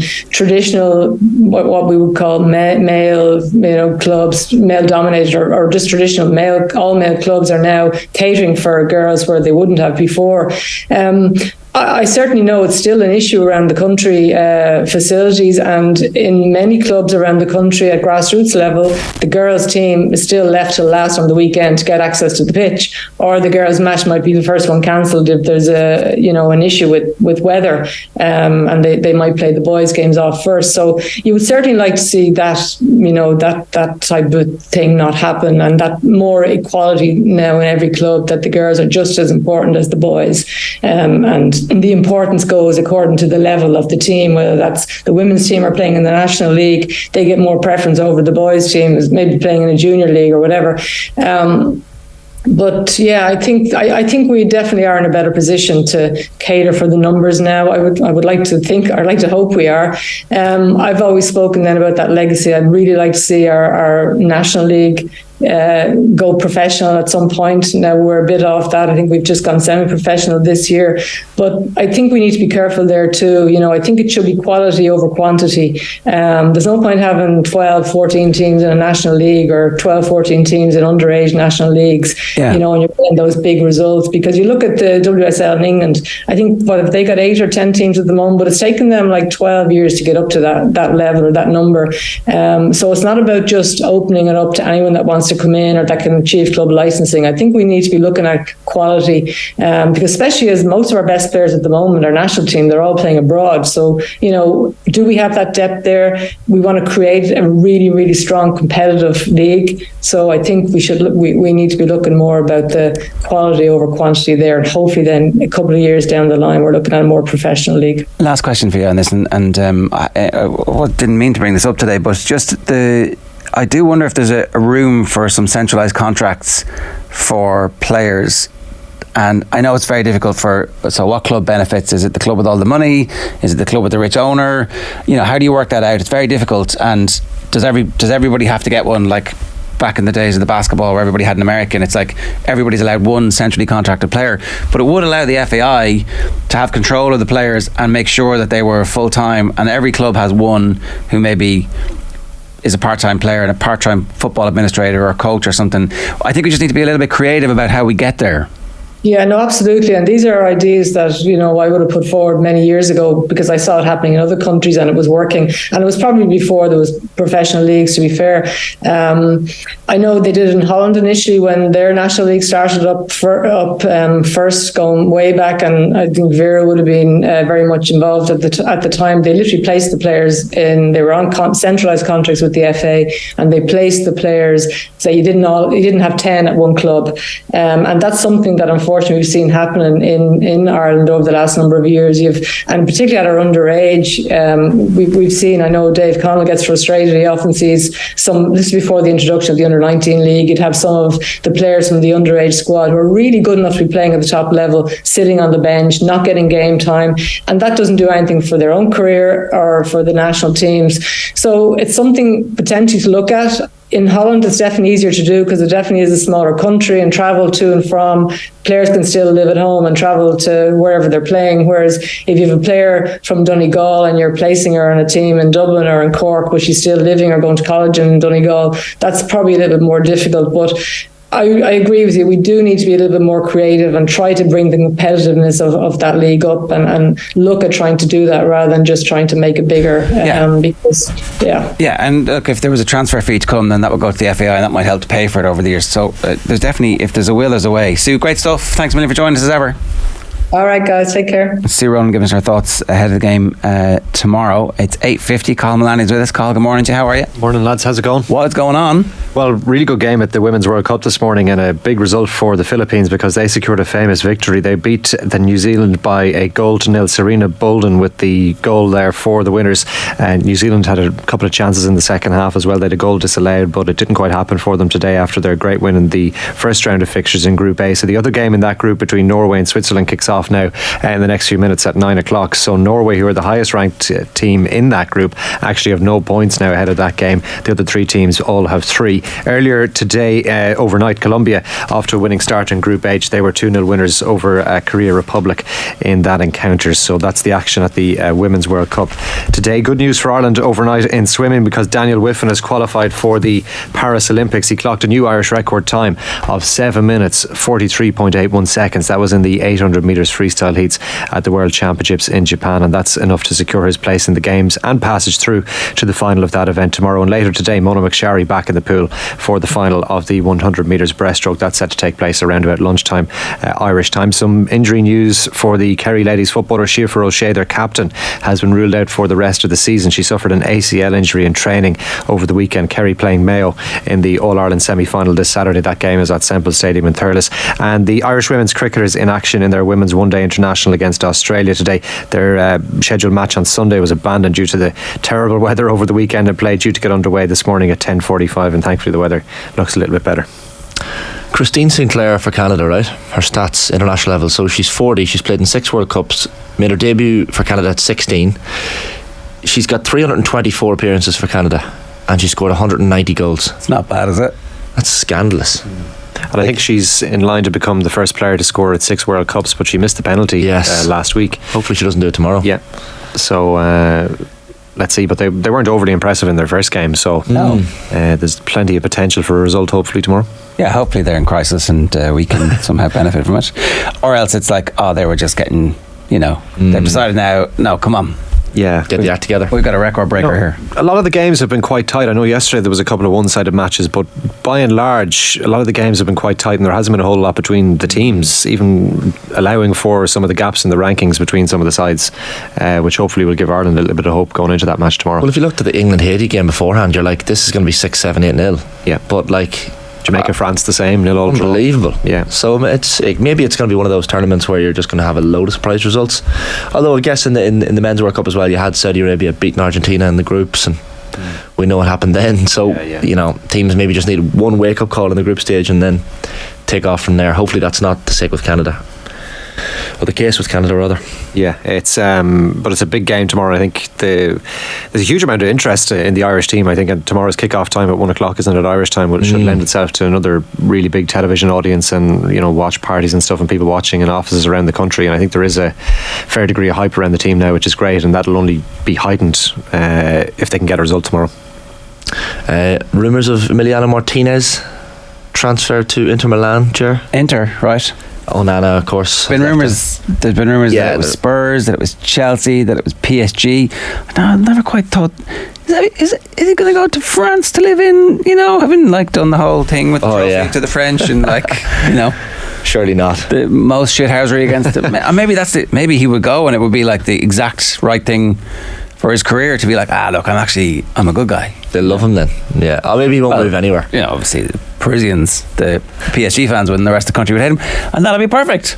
Yeah, you got to take a lot of the transfer stuff with a pinch of salt, don't you? Because Spurs are interested in Mbappé apparently, and this sort of stuff. Like the Mbappé stuff, I know you're chanting through it, and it's just borderline disgusting, really. Isn't the it? money involved when you think. I think the Guardian's reporting that he could be on 700 million a year when you consider commercial arrangements and image rights and all the rest of that, which is just astronomical stuff. And because I can imagine, and that was my point earlier. Obviously now I will make the adult decision, knowing what I know about Saudi Arabia, not to watch that football. But I think as a kid, if Mbappé was one of my favourite players, I would be walking around in an Al Hilal jersey with Mbappé on the back, and maybe nobody might. But your parents would have had to buy for you. Yeah, do you know what I mean? But they mightn't have thought of some parents might okay, think fair enough. You don't think? Yeah, I trust that they would have, but I mean, there are parents out there that maybe aren't. Well, just I don't know. But were there loads of parents buying Springbok jerseys during apartheid for their kids? I don't think there were. No, I think sport has changed a little bit in that people tend to follow players now rather than teams, don't they? Which might change it a little bit. But yeah, I can't see Al Hilal penetrating the. Has Cristiano already? He's the ultimate example of that, right? Where his football no longer merited him being supported, and they're paying him. Is it 120 million a year? Is that all he's getting? No, he's getting 170 million a year. Is it? That's all he's getting. Yeah. Anyway, look, where does it all end? Who knows? Yeah. Call, good stuff. Thanks, lads. It's 8:56 here on OTB AM this morning. Make sure you check out the lunchtime wrap today, bringing you all the latest sports news. That's with thanks to Deliveroo. Check out the app for some great match day meal deals across the World Cup. Deliveroo, food, we get it. After the break, Alan Quinlan in studio. You're listening to OTB AM. Have you subscribed to the OTB Football Podcast? Seems like a good guy. Find him a frustration. And having been good under Van Gaal, United's best player under Van Gaal is, I don't know, Juninho's taller than Danny DeVito, whatever. It's to low standards. But he said that's good. Fine. What was he actually doing that was good? It was the same thing he's always done. Those brilliant reaction saves, a few good one-on-one saves. He wasn't as good a goalkeeper as Edwin van der Sar or Peter Schmeichel. Subscribe now to the OTB Football Podcast stream wherever you get your podcasts and download the OTB Sports app. OTB AM. The Sports Breakfast Show from Off the Ball. Right, it's 8:57. Alan Quinlan is with us. Alan, good morning to you. Morning, lads. How are you? Homework for the off-season? A little bit, yeah. So we asked you for, are the rules you have to be on the field here or just, okay, so you were on the field for, these are your 5 favourite tries? 5 most important tries? Ones that probably stand out. How did you pick them? So you had to be on the pitch. What came to mind first? Well, I was in the squad for with the one in Bordeaux. I picked one from there. Woody had picked John Hayes' try against Toulouse in Bordeaux. I picked Roger's try there because it was an incredible team try. The ones that came to mind, really, my international career was kind of heavily disrupted, obviously, from 2003 with my shoulder injury at the World Cup. Got my way back into the squad. And then I had my knee injury in 2006, so I had a kind of a period there where it was a very successful period for Ireland, winning Triple Crowns and championships, up and kind of got back in 2006, 2007 for that World Cup in France. Didn't play there, so and then I kind of got back in again in 2008 and a bit of 2009. So I was in and out of the squad a fair bit, and some of that was injuries. I think Woody said, in fairness, he was very complimentary of what he said about me as a player, and it kind of made me think, God, if I was kind of more calmer, controlled, and probably not as hard on myself. I probably could have got the best out of myself, because from a talent point of view, I probably had what was required to play consistently at that level. So there's. Can I just? We didn't plan to talk about this, but that's a realization that a lot of people don't come to, right? Yeah. Wayne Rooney has had a similar kind of like, oh, he needs the anger, otherwise he won't be. But actually, that's nonsense. You didn't need to play. I don't even think it was completely the anger, because that kind of perception is with me a little bit, because I would have liked to think that bit of fury and stuff helped me for sure. But you can control that now. Yeah, but I think there's a lot of self-doubt and self-belief stuff as well, which can affect. Do you feel comfortable? I always said this before, that when I went into Ireland squads, particularly in the earlier days, I didn't feel, I doubted myself. And I didn't, I remember even the France game in 2001 in Dublin. It's my first start in the Six Nations. It's kind of a dream come true. I was there as a kid watching matches. Did they win 9-8? Did we miss a kick in the last few minutes? Oh, we won 22-15. Oh, okay, we win, okay. I picked on Drico's try, where he scores in the corner. There's a bit of controversy about the grounding and all that. But, I even look back at that game yesterday, and I think I was kind of standoffish. I was nervous about making a mistake. So a little bit of that was the mindset of being afraid to make mistakes. Obviously there's another element to that as well, about not looking after myself off the field, but not understanding the level of consistency you need to have around your training, because I always trained pretty hard, but probably inconsistently. I never went out and did a fitness session and didn't try hard. I always kind of pushed myself to the limit, but I probably, just to get myself in the best shape. And I think that was in 03, where I'm 28, 29, and I'm thinking it's late, but at least I'm here now. Everyone's fit and available for that World Cup. I was in great shape, really good condition. I was so much quicker than I realised I could be. Hence I scored the try and had the pace to go off that. So yeah, there's, of course, it brings back some kind of, God, I wish I had, I have 27 caps. Most of the lads I played with are 70, 80, 100 caps, or more. I guess my question was, do you think that there'd be a role for you somewhere in rugby to have those conversations with people? I don't know. What I would try and say to younger people is the younger players particularly, is to express the pressure and talk to people who've maybe been there, done that. Some people are more natural. I always looked at Axel across the dressing room and went, God, I wish I was like Axel.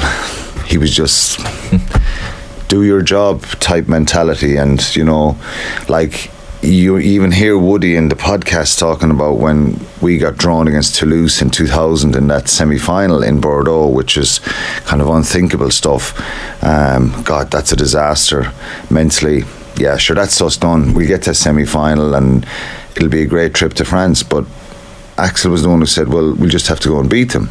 He had that kind of just calm mentality, and he would have been my under-20s captain in Shannon when I went into Shannon first. And I remember going, God, I want to be like him. I want to be calm and controlled. And look, he had Eddie Halvey and myself on either side of him in a back row, which you could say was incredibly talented back row. And we ended up playing for Munster for a period of time together. We dominated with Shannon in the All-Ireland League for a number of years, and he was kind of in between me and Eddie, kind of keeping us calm and kind of giving us a bit of rope to go and play and just make an incredible line break or do something special. But it was just most parts of his game were nailed on, if you know what I mean. So yeah, for sure, if I could, yeah, share that.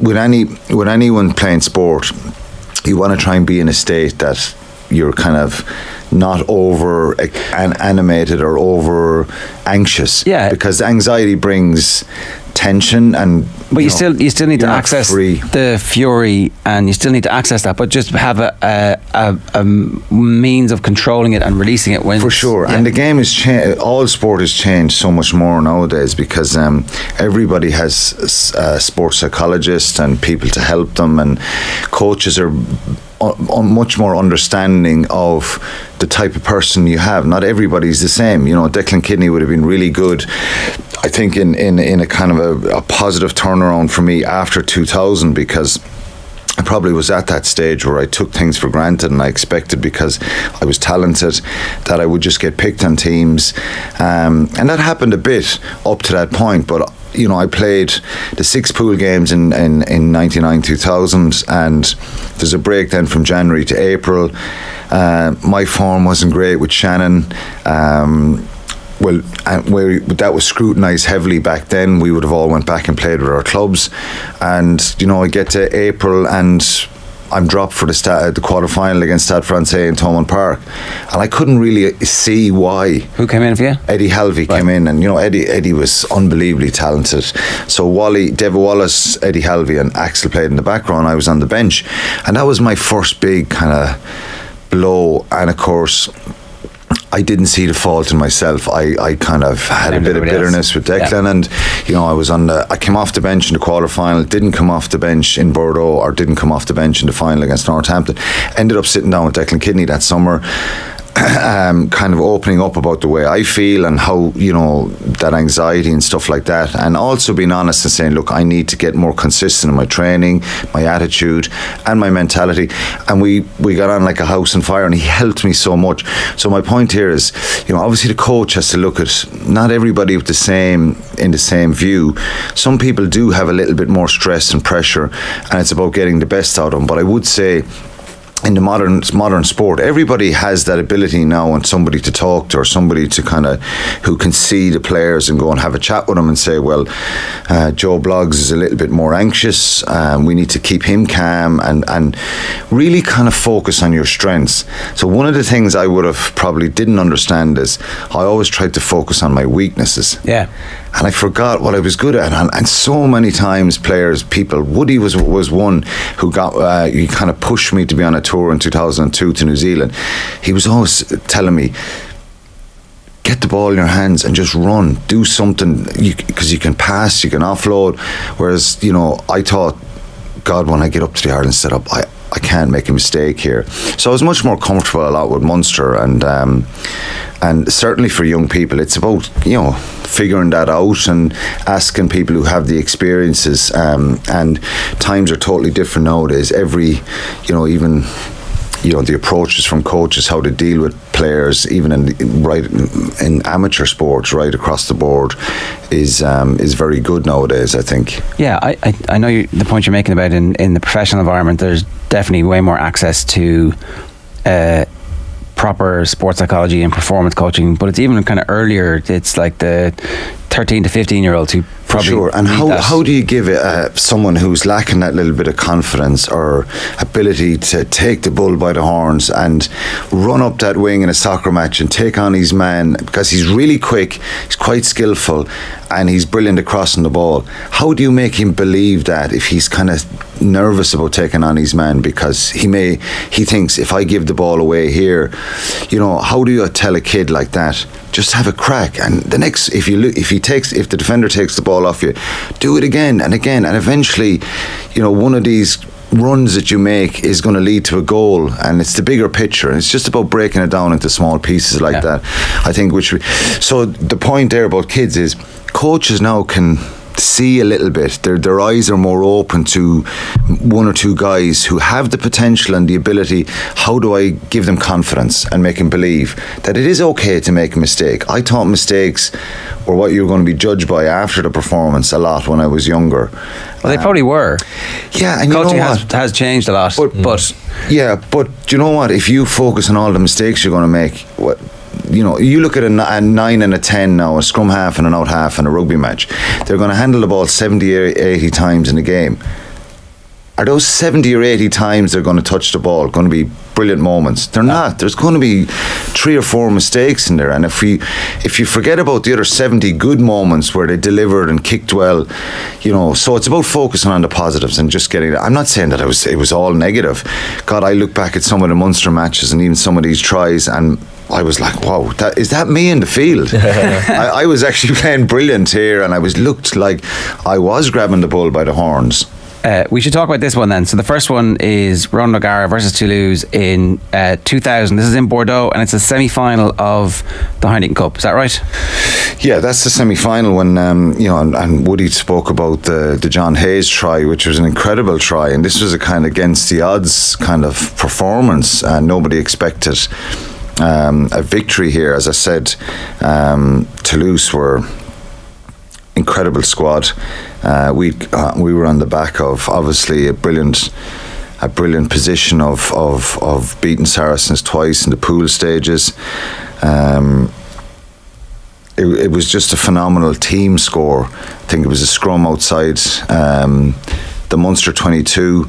The ball was lodged past to Mikey Mullins, a little switch with Jason Holland. John Kelly comes in off the wing with his another switch. He gets tackled on his back around the 10-yard line, pops it to Axel. He makes a break. Then Munster come back on the left-hand side to Anthony Horgan makes a break. And then it's back in field. And someone who was incredible for Munster back then was Dominic Crotty. He had played for Ireland when he was quite young. He was full back in this team. He handled the ball a number of times in all those phases. And he makes that unbelievable pacey run onto the ball near the end, gets half tackle and pops it up to Rog, and it's a try under the post. It's a phenomenal score if people look back and watch it. Like team score. Yeah, it is. And the one thing that kind of jumped out at me is Toulouse never got to the point where they could get their defensive line set if you watch it. Roger's ability to run onto the ball was superb, and his timing, and then being able to deliver passes and stuff like that. If you look back at the back line that day, Mikey Mullins was again somebody probably a bit like me in the sense that Mikey lacked a bit of confidence at times, but when you gave him that confidence and ability, he was brilliant for Munster. He was part of the reason why we came back over in Saracens in Vicarage Road that season and turned around a big deficit at half time to win that game. He was just superb. But that for me was a try that just comes to mind straight away. John Hayes' try was similar. John is on the ground. Woody picked that one. Woody's incredible run up the touchline. And Keith Wood and John Langford were phenomenal for Munster that year. Same game. Yeah, Woody makes a charge up for John Hayes' try up the wing, pulled his calf.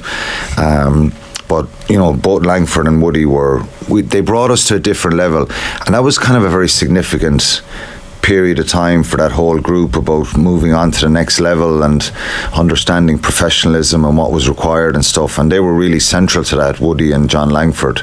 Because obviously Keith Wood was just coming back from Harlequins for that 1 year. Yeah, for 1 year, and he was brilliant, and I think we started to believe in ourselves, and like I said, the Axel comment of we'll just have to go and beat him, and it was one that stands out for a lot of people, in particularly the Munster supporters as well who went to Bordeaux. Obviously there was heartache in the final, but watch that try back. It's a sensational score. He scored 21 points, Rog, in that game. His kicking was brilliant. Unbelievable. As well, He was 23 years of age, but already a leader in the team. Yeah, Jason Holland as well. Yeah, what a player. I again looking back at some of these games, someone who came over playing club rugby with Middleton got called in 99-2000 season.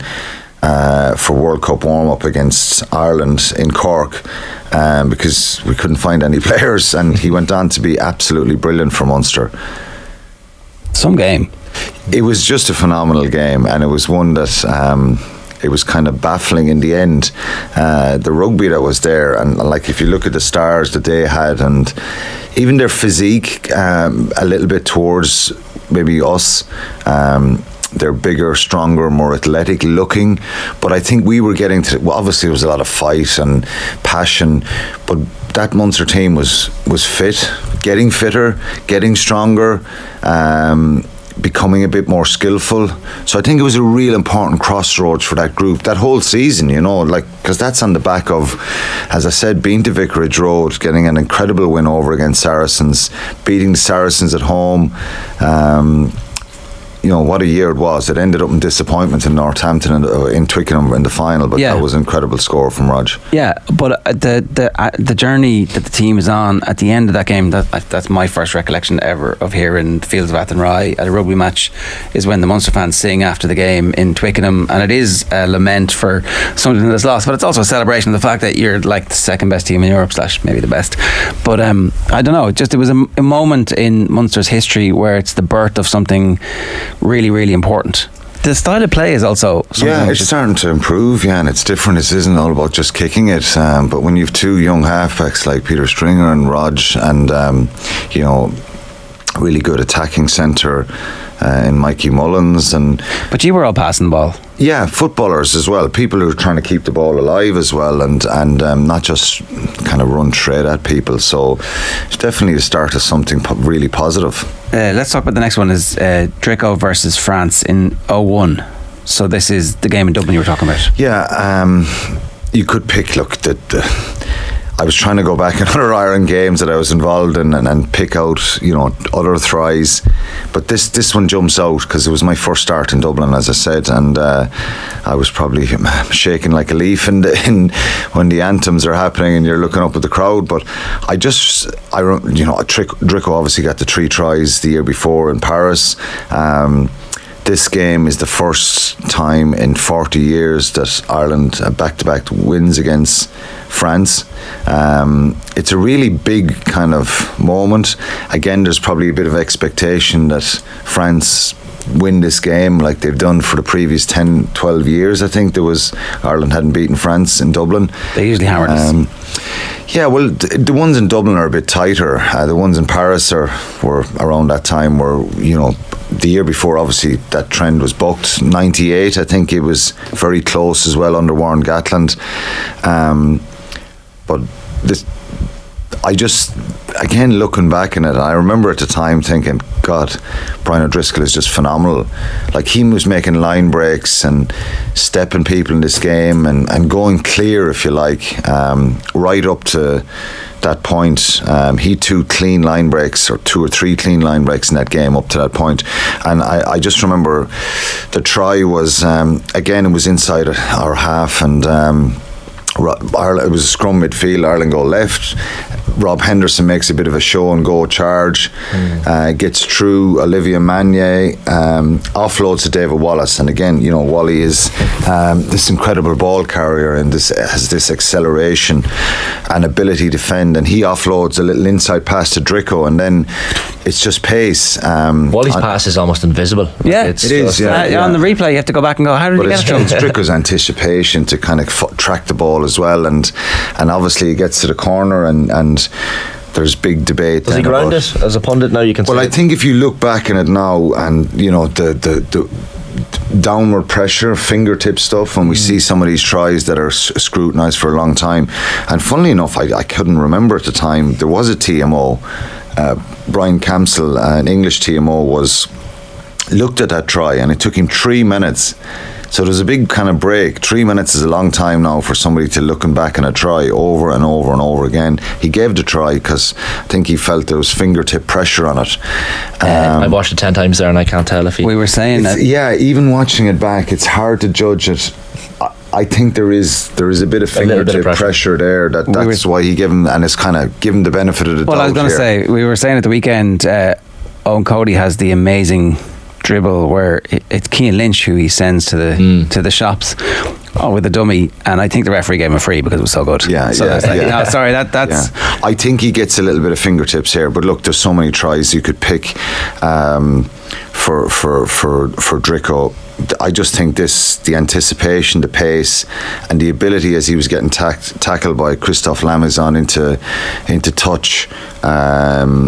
It was brilliant. They had an incredibly strong side when you think of Philip Bernard-Sall, Pelouse, Galtier, Serge Betson, Christophe Dominici. We've been having this conversation. Olivia Manier. This conversation has bubbled up about the best Irish rugby player, the greatest Irish rugby player of all time, and I would argue that without this period of time, that we wouldn't have had Johnny Sexton winning European Cups without O'Driscoll emerging. That, like, the hat-trick in Paris. Well, it was about belief and confidence, and actually thinking, as Irish people, you can go and win these games. So certainly the 3 tries that Drico scores in Paris, and it's just kind of like you're only 20 years of age and this is just normal. Then for other people coming through, that you've something to look at and a reference point to say, well, this Irish team or this team has done it.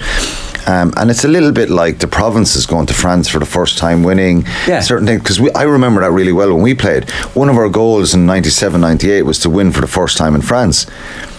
So Munster in the previous year or two had been to France in European games and been beaten by 40, 50 points. So it's not about keeping the score down. It's actually saying we actually want to win there. So we go to Colombia and win for the first time in France. I think it was 97, 98. And then you go, well, the next step is, okay, you're against Toulouse or you're against Biarritz or you're against Stade Francais. Can you go and beat them? So it's a process. And certainly that's a very, very valid point that, you know, maybe the foundations were dug for you know, that Look, platform. We're splitting hairs, obviously, and it's an interesting debate. It doesn't really matter in the grand scheme of things, but I do feel like you have to give extra kudos to the founding fathers of the whole thing. So the next one is Peter Stringer. You've got the assist for this one. Yeah, I got an assist. I wasn't trying to put my own tries in. And again, I'd like to say I could easily put Woody's try against Saracens in there in 2000 in Thomond Park. It's the one where they score up the field in the 77th minute, and it looks like the crowd is silent, and we're not going to beat Saracens here. Saracens are going to win the game here in Thomond Park. Golov kind of pulls us together and literally says, we're going up the field, we're going to score. I can't really remember what happened. We got a penalty, we kicked down into the corner. I think we won the ball back from the kickoff, got a penalty, kicks into the corner, ball is thrown to the back of the line out, and Maul is pulled down, and Woody just kind of accelerates this pick and go and scores. Rog kicks the penalty, we win by a point. So you talk about significant moments. That try by Woody and against Saracens in Thomond Park could easily pick that in there. But you know, Peter Stringer's try, this was on the back of the miracle match against Gloucester, where we had to do this insane situation against Gloucester to beat them by X number of points. We end up winning 33-6 and we get into the quarterfinals, and our reward is a trip to Welford Road against the champions who'd beaten us in the Millennium Stadium the year before. The hand of Neil Back. And we're thinking, God, that's some reward, isn't it, for for qualifying? But we'd lost 2 pool games in that year. We'd lost against Perpignan away.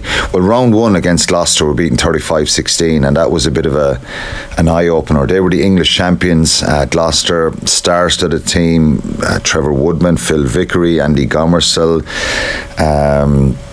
Tinas Delport, James Simpson, Daniel. All these guys were big names, and we went to Gloucester and got walloped in round 1. So we didn't start the competition well. Round 2 we beat Perpignan at home, then we back-to-back games against Viadana, the Italian team. We beat them well.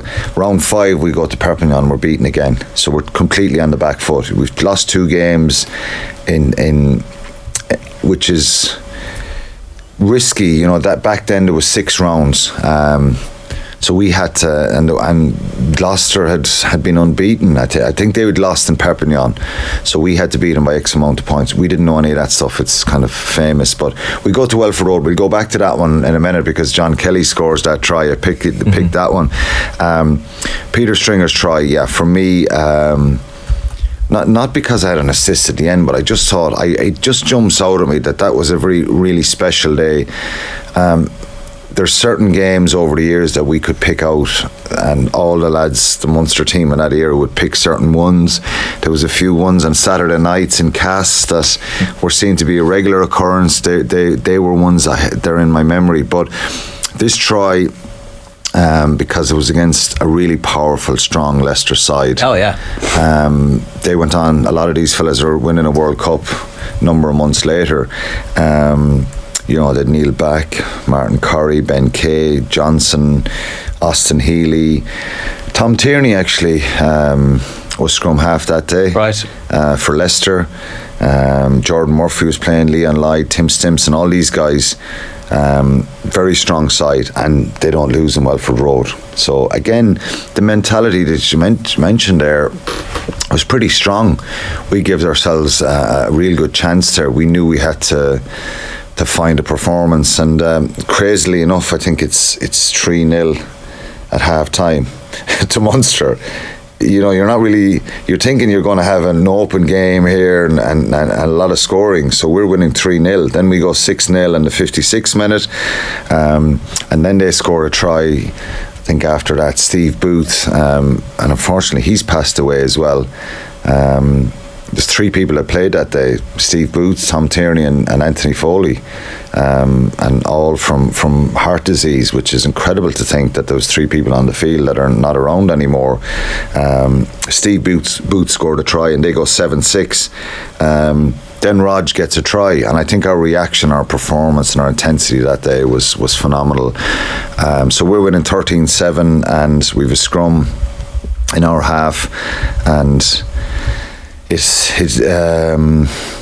Rog makes a little bit of a break and gets tackled, but pops the ball up to Rob Henderson in the tackle. Yeah. And then he, in turn... Sorry, was that surprise that you were expressing there about Ronan McGarr making a break? No, Rog, there was a perception that Rog, he didn't make a break. He runs at the line and found a bit of space and got leg tackled, but on his back kind of pops the ball up.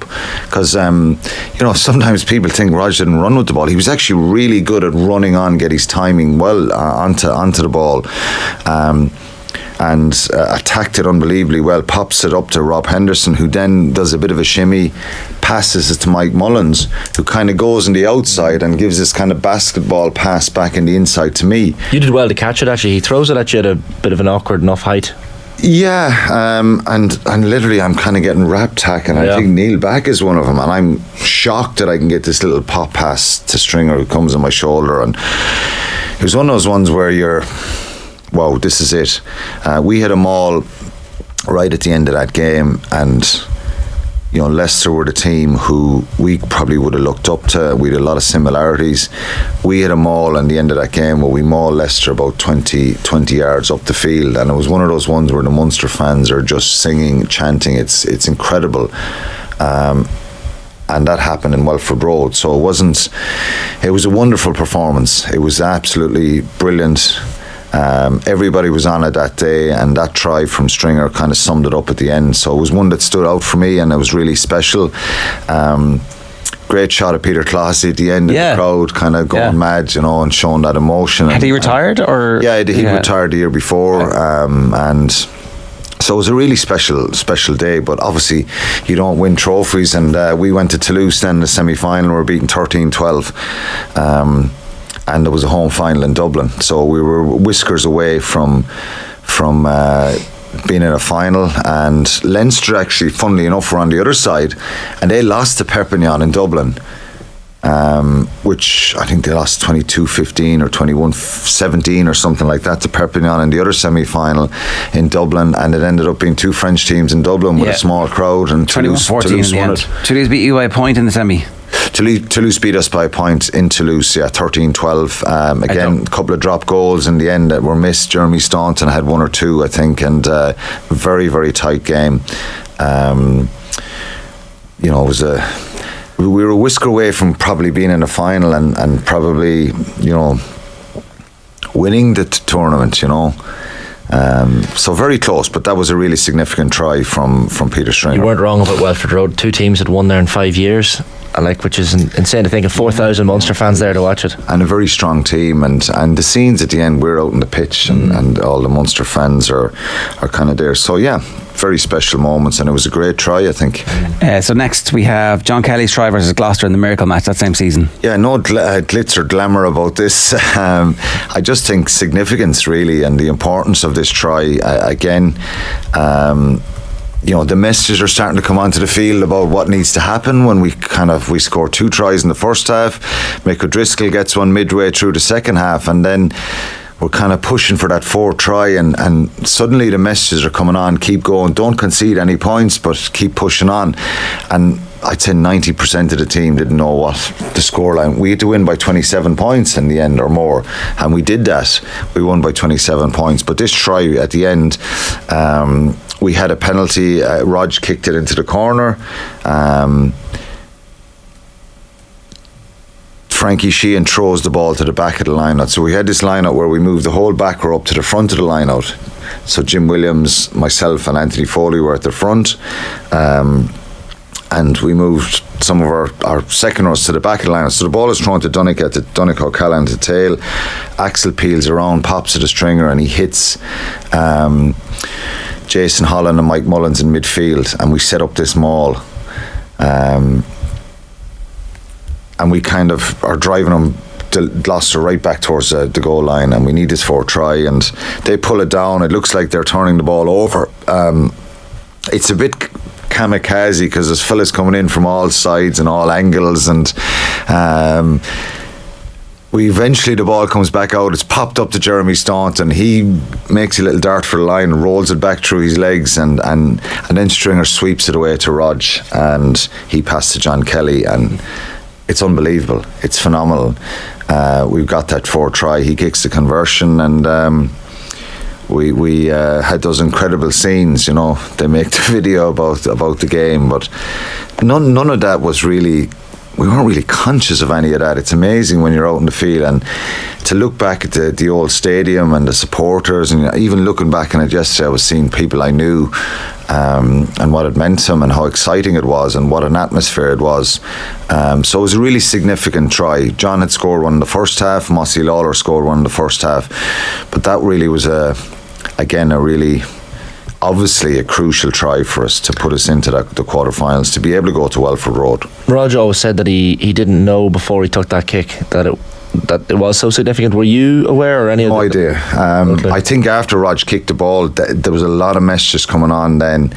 Don't concede. Don't. Kickoff and I gave away. Would you believe I gave away a penalty very shortly after that, outside the 22. I'm trying to poach a ball from a Gloucester player. I'm penalised, which. Genuinely, I think I shouldn't have been penalised. I should have got the penalty. The players holding on the ground, but it's one of those ones where you say nowadays to people, just let them have it. Don't contest the ball. You know, if you're winning in a game, just let them have it. Just let them have it. My mentality wasn't just let them have it. Here's a turnover for me, and I was penalised. If Gloucester had stopped and paused and actually thought about it, let Ludic Mercier kick the ball over the bar, they would have went through to the quarterfinals. We were out. That penalty would have put communication wasn't great there. No, they didn't really know either. So Andy Gormestle gets the ball and he taps and goes really quickly because they're now 33-6 down in the game. But really, if they knew and understood themselves, nobody saw this happening, Shane. They didn't see it. We didn't see it.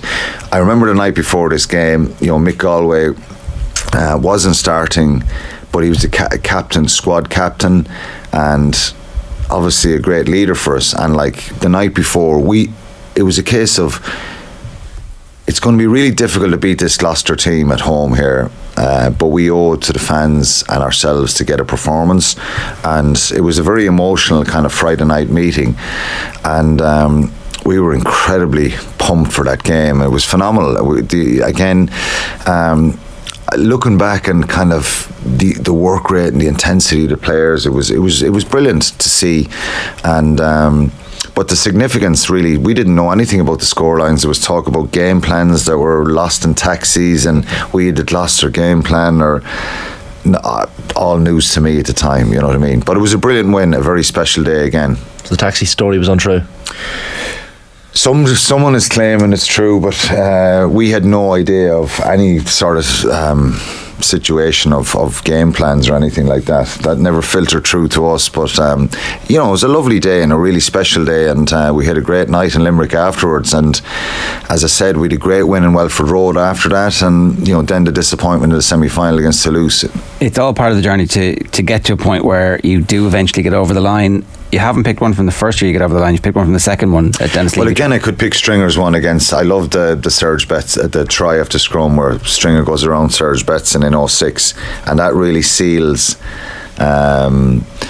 well, it doesn't seal the game, but I think it was a brilliant piece of work from Peter Stringer to kind of dummy one way and obviously to catch such a brilliant player, Serge Betson, who was a tackling machine. A great try that game in 2006.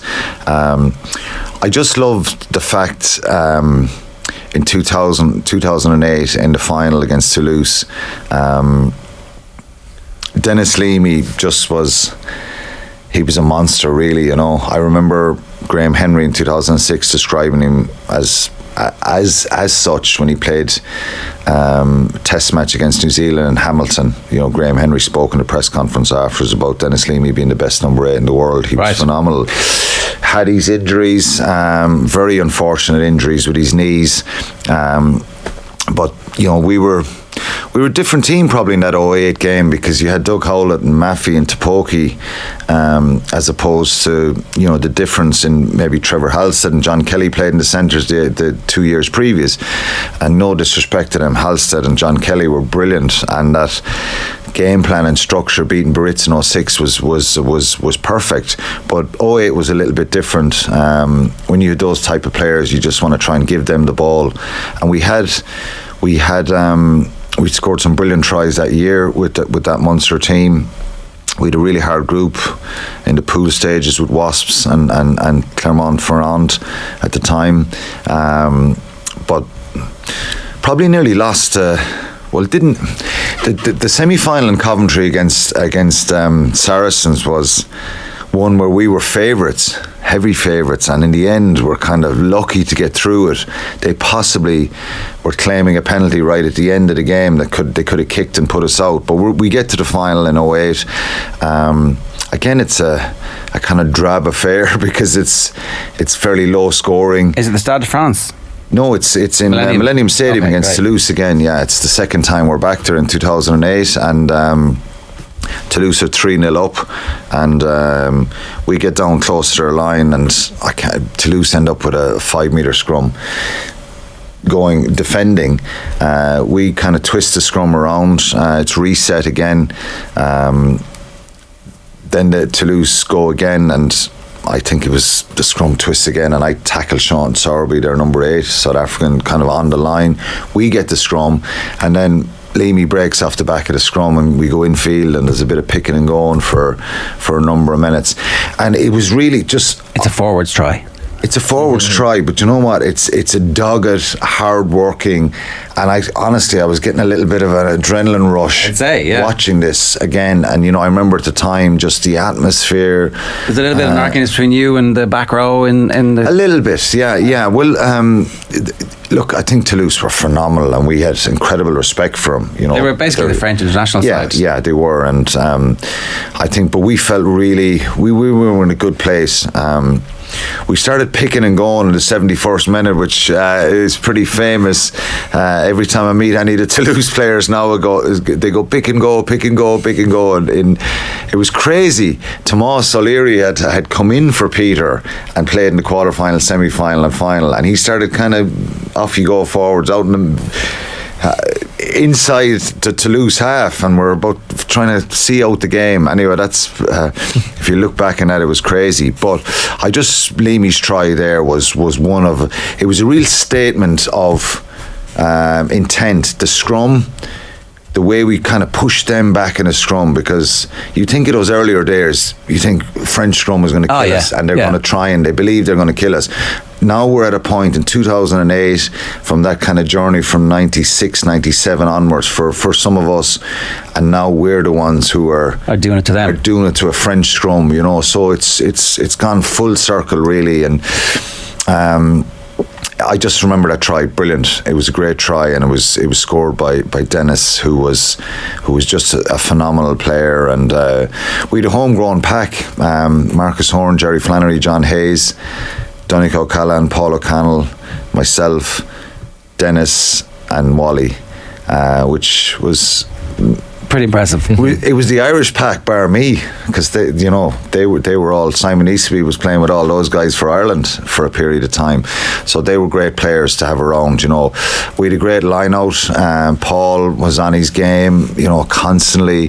Donncha work rate through the roof, so it was a great team. And then, as you say, when you have Maffey and Taboki in the centre, they're special players. But we nearly lost the semi-final, but we thankfully got our hands on a second trophy that day. Yeah, and Frank, the greatness of the team as well. I think a lot of people are going to be going down a YouTube wormhole as a result of the last. Sorry, there are not more Ireland tries in there, but I didn't play in enough of Ireland games where there was really significant tries in big Six Nations games or big, test matches, but there's a few there that I could have easily picked. Hendo's 3 tries in Rome, they jump out at me. Couple of tries in the World Cup in 03 as well, and other Six Nations games. My favourite try of all, though, if I was not involved, was Mick Galway's try in '93 against England. He didn't have a lot to do when you look back at it now, but I remember being at that game. I think I was playing under 18s or under 20s with Shannon, and we went up on a bus from Limerick. We were in the terraces in the old Lansdowne Road, and again, this is a star-studded English side. Will Carling, Rob Andrew, Martin Bayfield, Jason Leonard. Powerful English side, and Gallo gets that try at the end in the corner. He was with Shannon. He was someone I was kind of looked up to. His sister runs on the field, and that's just brilliant, giving him a big hug at the end. Mick Bradley makes a little half break and pops it up to Golov. Again, significant because I was there and I remember it really well. Yep. Some of these tries, you could pick any of the lads to come in and pick tries. It's ones that kind of you want to try and think in your mind. If I was to ask you straight up, what comes to mind first? So these are kind of the ones that came to mind. You did a great job. It was perfect. Okay, cheers. Thank you very much. A quick Vera Pauw update on Louise Quinn. We are also a bit concerned. We think she can play. We're always honest. She's going to train, and we will see. I think that's keeping the opposition guessing. She's playing. If she's doing any training, I would be amazed if she's not starting that game tomorrow. On tomorrow's programme, it's Ireland versus Canada build-up with Linda Gorman, Shane hosting. Maeve de Burka joins us in studio as well. Anthony Moyle starts our build-up to the All-Ireland football final. Plenty more besides. Now we're going to bring you Shane's chat with Irish rugby star Tadhg Furlong, who went back to his old school, Good Counsel College in New Ross recently as part of a new series for Tackle Your Feelings, for whom he is an ambassador. It's a new video series encouraging young people to focus on their well-being. For more information on the Tackle Your Feelings Schools programme, visit tackleyourfeelings.com/schools or follow at TYF on Instagram. In the meantime, have a tremendous Tuesday. Okay? Tadhg Furlong, good morning. How are things? How are you now? Are you well? Keeping well, Tadhg. Keeping well. Thanks a million for hopping on.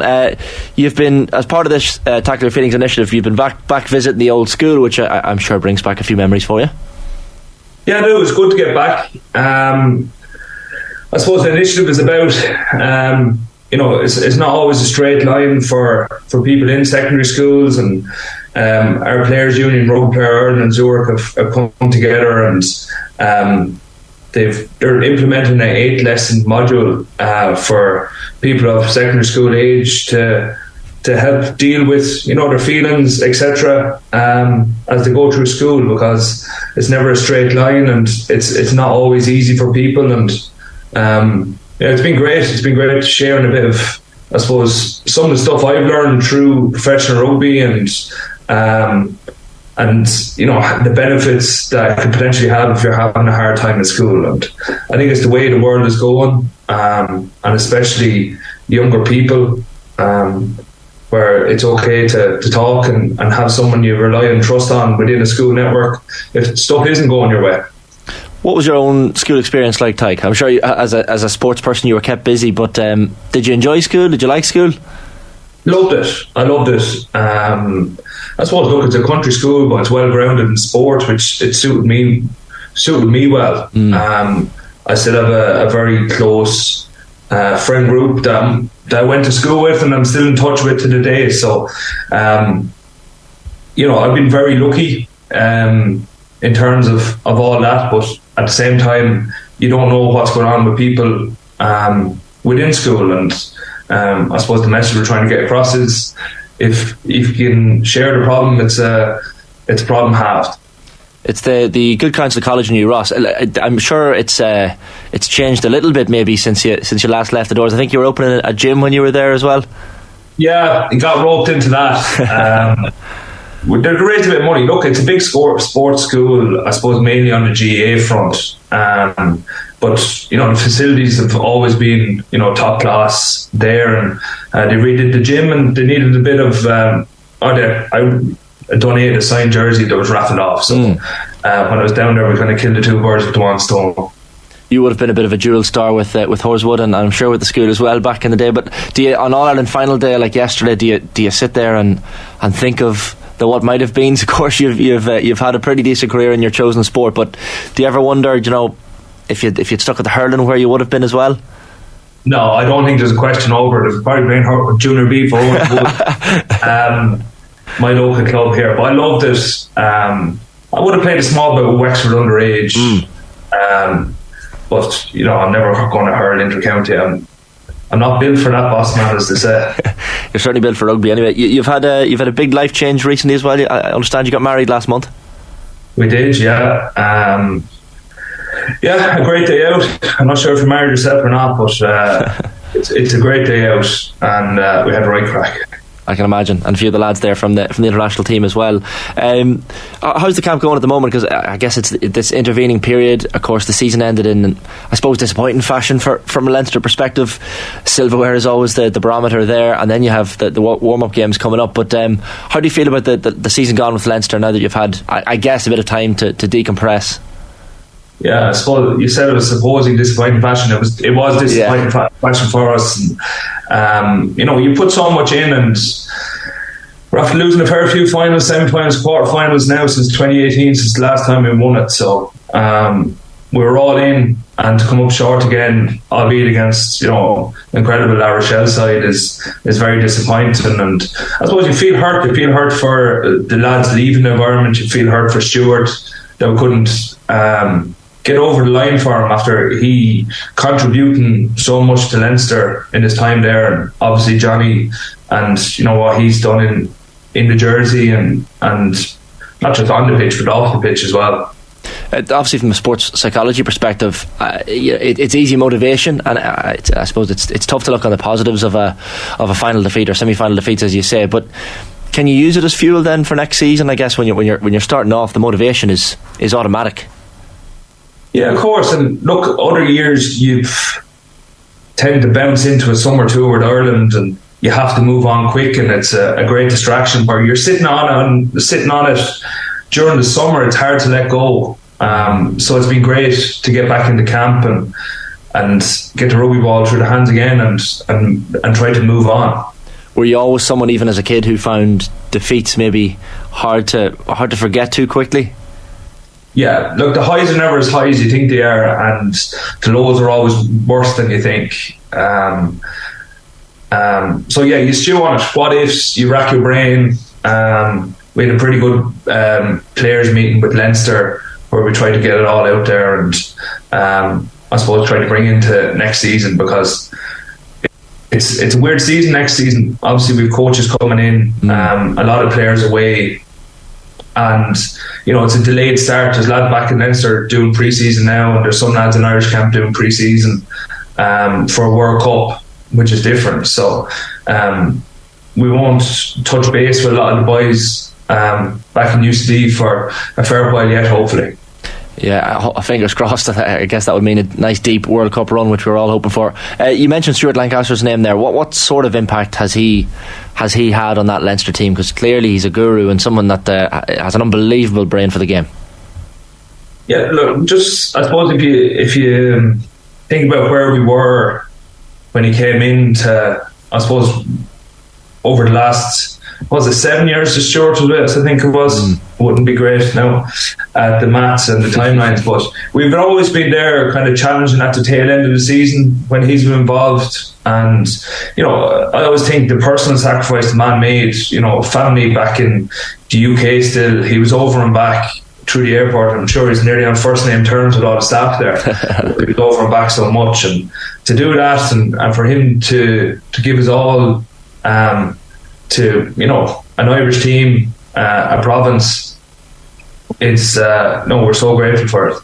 We were chatting we have one of your former Leinster teammates, James Tracy, that comes in the studio to us regularly enough here on OTB AM, but he was talking about the scrum recently, and he said an interesting thing. He was talking about, because I assumed in the scrum there's so much physical exertion going on that there's not a lot of talking, but he was saying you were someone who was always quite vocal and supportive in the scrum. Is that something that you've always, I guess, planned as a part of your game, that you're encouraging your teammates, you're always, I guess, letting them know where they're at?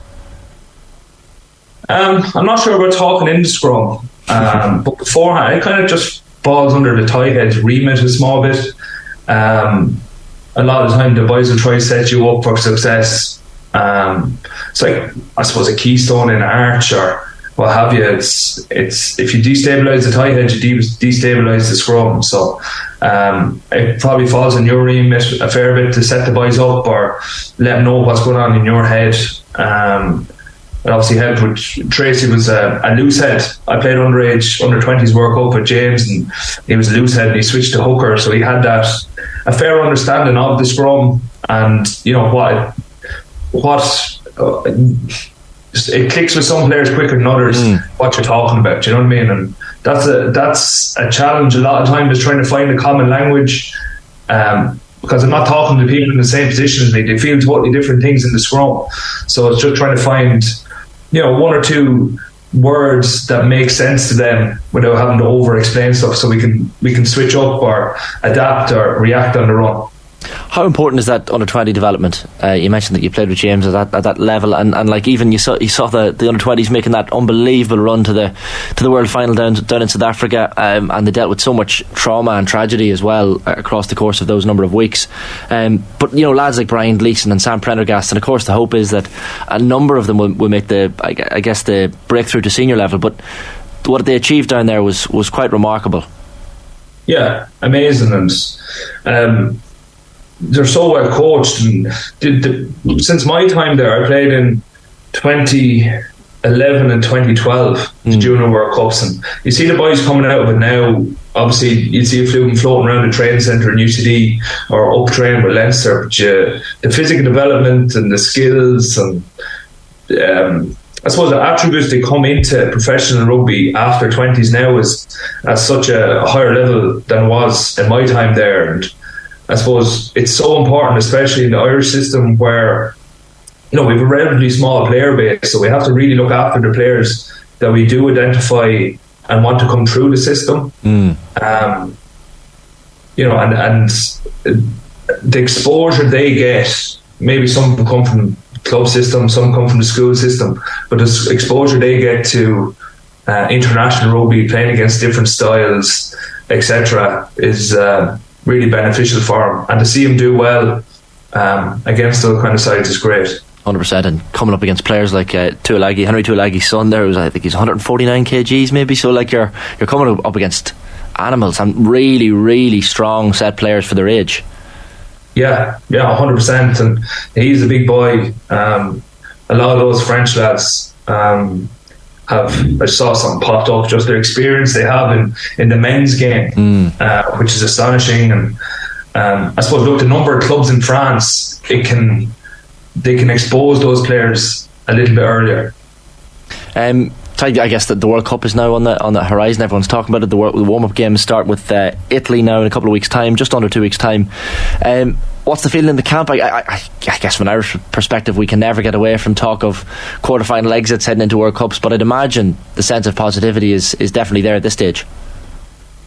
Yeah, look, so this is week number 6 of pre-season. We're at home training or training remotely, if you want to say it like that, but it's gone really well. Lads have applied themselves really, really well.